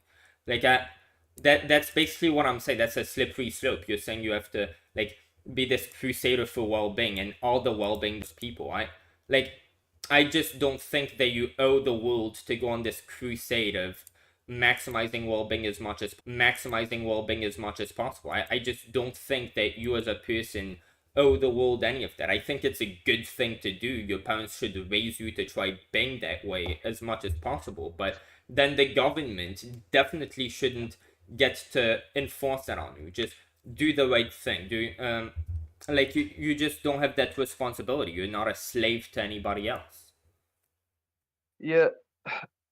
Again, I think we're just gonna keep going around in this circle again because Yeah. like ultimately like my conclusion is that like it doesn't seem that we can describe or explain anything apart from consequences. Like everything we describe and everything we talk about ultimately seems to be consequences, and it doesn't seem like we have a really good like Yeah. understanding of Yeah. individuals or Yeah. persons. And so ultimately, to me, it just seems like all that matters is consequences, and Yeah. But that's all I can say. yeah, Really. the difference is you're going on to consequences, and I'm focusing on who's responsible for these consequences. And I'm But saying, but but that's the thing. Like that leads into like the personhood argument. yeah, Like I don't really look at it like yeah, you yeah. like But you are like a different like person from anyone yeah. else in the sense that like Yeah, where you I have draw like my some yeah. distinction, well, okay, here's what I would define as you being a different person from somebody else. If you are the person who is in this specific scenario that you are, well, that is, like you're that person. So, if somebody, I would say, yeah, consequences, definitely are real. That's how we describe like this is bad, this consequence is bad. But where I draw the line is are these consequences do they can we attribute these consequences to you, and are you responsible for these consequences? So like if I don't know, somebody just shot up a school in Australia, that's a negative thing. That's wrong that they did that. But I mean, I'm born here. I'm here. I didn't even know that that happened. I obviously have nothing to do with that. I can't be like held responsible for that consequence. Just like somebody who will be born 30 years after that shooting, you can't say, oh well, since this consequence is bad, and that like we don't. Can we really say, oh well, you're the person who shot him? Oh well, you might as well be the school shooter because well, how do we know that you're not the school shooter? There's no such thing as a person. Where I would draw that distinction is, oh well, if you're not responsible for that negative action happening, well, that negative action, it is bad, but it is not your bad action. And in the like, I would say what differentiates that action being a bad thing we can attribute to you is whether or not you were in that situation. Would that negative consequence still have happened? And if like this negative consequence wasn't a product of you being there and actively doing something, so if were you to not have been there, this consequence would still have happened. Yeah, as much as that consequence, we definitely agree that it is bad. We just disagree on who is causing it and who is held responsible. And I would say that how we define you being or not being responsible is were you to not have been there, would that consequence still have happened? Well, if it would still have happened, well, you're not responsible. Uh, Unless you like that consequence was still to have happened, but you being there, you tried to make it happen even more. Like then that'd be different, but that'd be your action. Like that's the disconnect Yeah. that we have. That like that consequence, we agree that it's wrong, but I would define whether or not you can be attributed to that negative action with like would it have happened were you to not have been there? That's who Yeah, should well, be held responsible. again, the problem is that like ultimately, like when we break down these words and we break down to like what we mean by like who is responsible and who causes, it seems that eventually we just go down to consequences again, and then it's just like okay, like who has the How? consequence? Like okay, so here's another example. Like so you way back in this debate, you agreed that like like government should be able to have like be able to like force companies to like be like not impact like climate change negatively, right? Yeah. Yeah. Well, the thing is that like so a company when they pollute, they like when they cause like like increased global warming, they aren't like directly being the one causing the harm onto someone else, right? It's the Yeah, they consequence are. of their action. Yeah, it's a How? consequence of their action. It's not a consequence of someone else's But but action. but no no but so when you say their but like when I said their action, like everybody is taking actions which have consequences. So like when you so for example like so like like it's not like the company is going to someone and like literally like forcing them to inhale like I don't know No, like but they harmful like whether gas, right? yeah, we're not arguing whether or not they're directly causing it. We're arguing Yeah. whether or not it is them that are causing it. Whether or not whether it's direct or indirect doesn't matter. Whether it's them or it's not them is what matters. So But but that's the thing. Like then it just comes down to like so they could have taken an action that has the consequence of either like like like either improving the environment or like not harming the environment or like doing like like doing something that's environmentally friendly versus doing something that's not environmentally friendly. And it's the same thing with like I think everything else. You could take the consequence that would cause harm or would not cause harm like that. It seems to me that like everything kind of boils down to that. It's like yeah, yeah. but then again, like we can't really attribute a negative thing to you being responsible for it. If were you not to have been there, this consequence would still have happened. But Like okay, but like you just don't owe the world changing the outcome of what it was going to be anyway. but you could argue, but like, couldn't you argue that for like, so like an individual company probably doesn't have much impact on like in the way of climate change. Like they probably But they however like much impact they have, they are the ones causing that impact. Like if it was, I don't know, oh well, global warming, it's like going to but like happen, but when you say cause, like what do you mean? Like they're take like, what do you I mean by mean that their direct action, like the choices that they made, are directly leading or indirectly leading to this negative consequence. So were they not to have been there, not to have done what they did, were they to just be put out of the picture, this consequence would still have happened. Well, if these yeah? industries didn't happen to be there making all this ESG score, well, the Earth wouldn't be warming. So this is a consequence of them, because were they not to have like not to be polluting, the Earth wouldn't be polluted. So that is their fault. Yeah. But like okay, so like again, but like you're saying that like so if they take the action of like of being like environmentally friendly versus not being environmentally friendly, like then that will lead to the consequences of like whether or not like it harms the environment or not, which would Yeah. then harm people. Yeah, But like but I'm just wondering like I just don't understand like where the distinction lies like the distinction lies fundamentally. where like as a product of your choice, this bad thing will like you can influence that like the outcome of something, but is the outcome of whatever like are you the one who brought upon this outcome? Like if you are the one, like if you're capable of influencing it in a positive way, I would say you don't owe anybody anything, just like you don't owe anybody $5, because you're not in debt to anybody. Were you to give somebody $5, they'd appreciate it, but you don't owe them that. Well, if you like if that person, oh well, something happened to them, so like they had $20 worth of lunch money, somebody stole it from them, like you have $20 to pay them. Well, you don't owe them these $20 because somebody else stole it from them. If so, like if you are the one who stole it from them, yeah, you owe them that lunch money since you're the one who stole it from them. I mean, yeah, but again, like it's because you've taken like this action that has the consequence of removing like money from them, like the money that we would declare would like belong to them, like kind of socially or whatever. Um, but yeah, but like I don't know. Again, like I think we're just gonna keep going back and forth, just like boiling it down to consequence versus. I don't know. Like I just can't really see any like way out of this that doesn't just like Yeah, I ultimately boil just down to don't see consequences. how it's the consequence of your action. If were you to not have been there, this negative thing would have happened anyway. Like that's a negative consequence, but you're not the one doing that.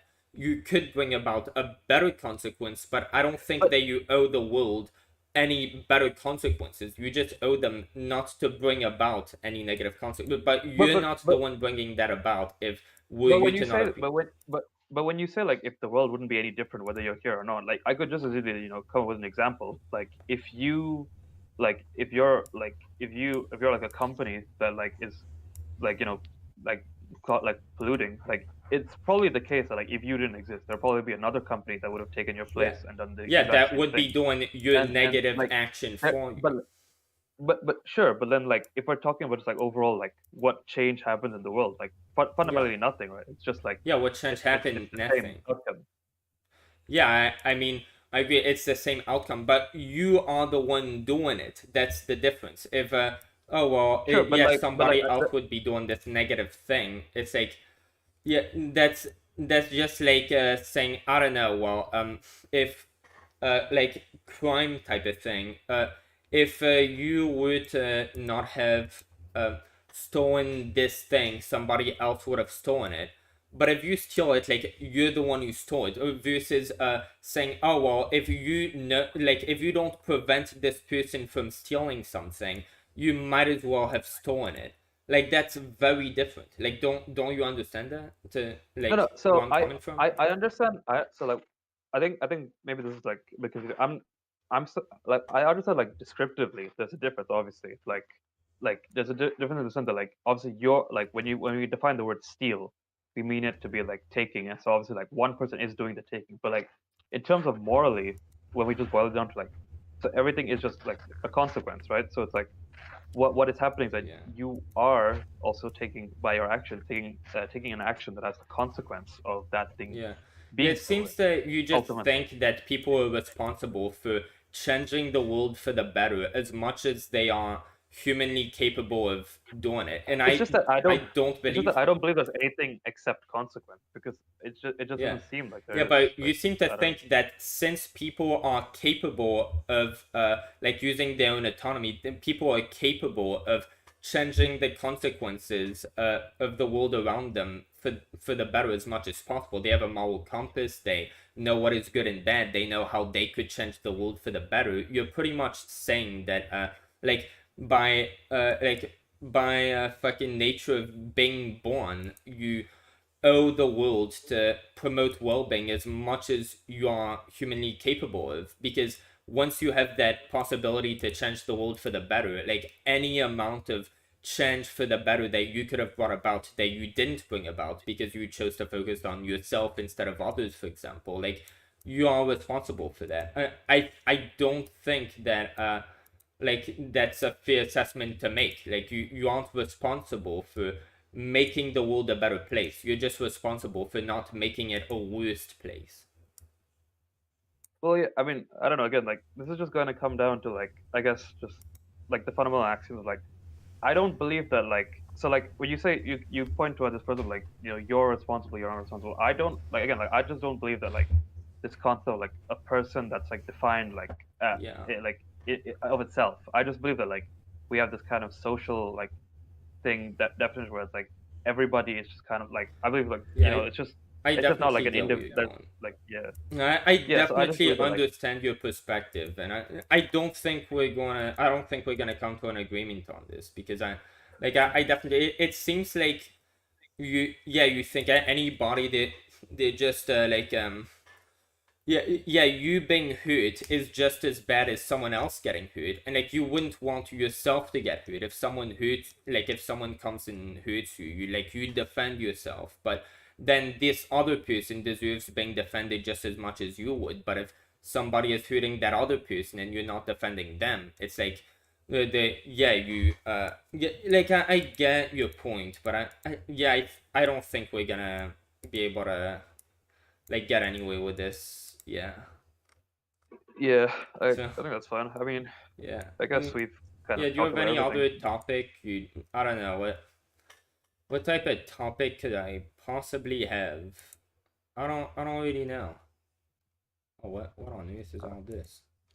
Well, I'm like I'm like left wing on pretty much every position. So if you have anything else Oh that no, you would like to, I don't know. I'm a right winger. I'm a Republican, so no, we probably Oh, disagree on a lot of things, but yeah. yeah, I don't really know. I'm guessing you're against the death penalty. I'm pro death penalty. Yeah, I am. I guess like I mean, I don't have like a super strong position because I haven't Yeah, researched it that much. But like, I yeah, generally am not really in favor, I guess. yeah. Do, yeah. Do you wanna debate anything else? I don't really know. I am. Yeah. Uh, I mean, I guess this debate has gone on long enough. I don't know Yeah. if Okay. I Well. mean, yeah. Yeah. If you ever want to have another discussion about anything, I'm down always. Okay, So for yeah, sure. Well, thanks for coming, and like thanks for everything, and oh yeah, yeah. peace, I guess. You too. Have a nice day. Yeah. Pooch. Okay. Well, I wished I hadn't been so fucked up on my prescription pills when I did this. My brain was really fuzzy. I couldn't get my fucking like thoughts together. Dude, I just got to myself. I had this thumbnail the whole time. That is so sad. Why did I have this thumbnail? That, oh my fucking god. I'm gonna have to change that thumbnail. This is very, very sad. Can I see my live? 4 views. Yeah, that makes sense. I will probably change that after, but for now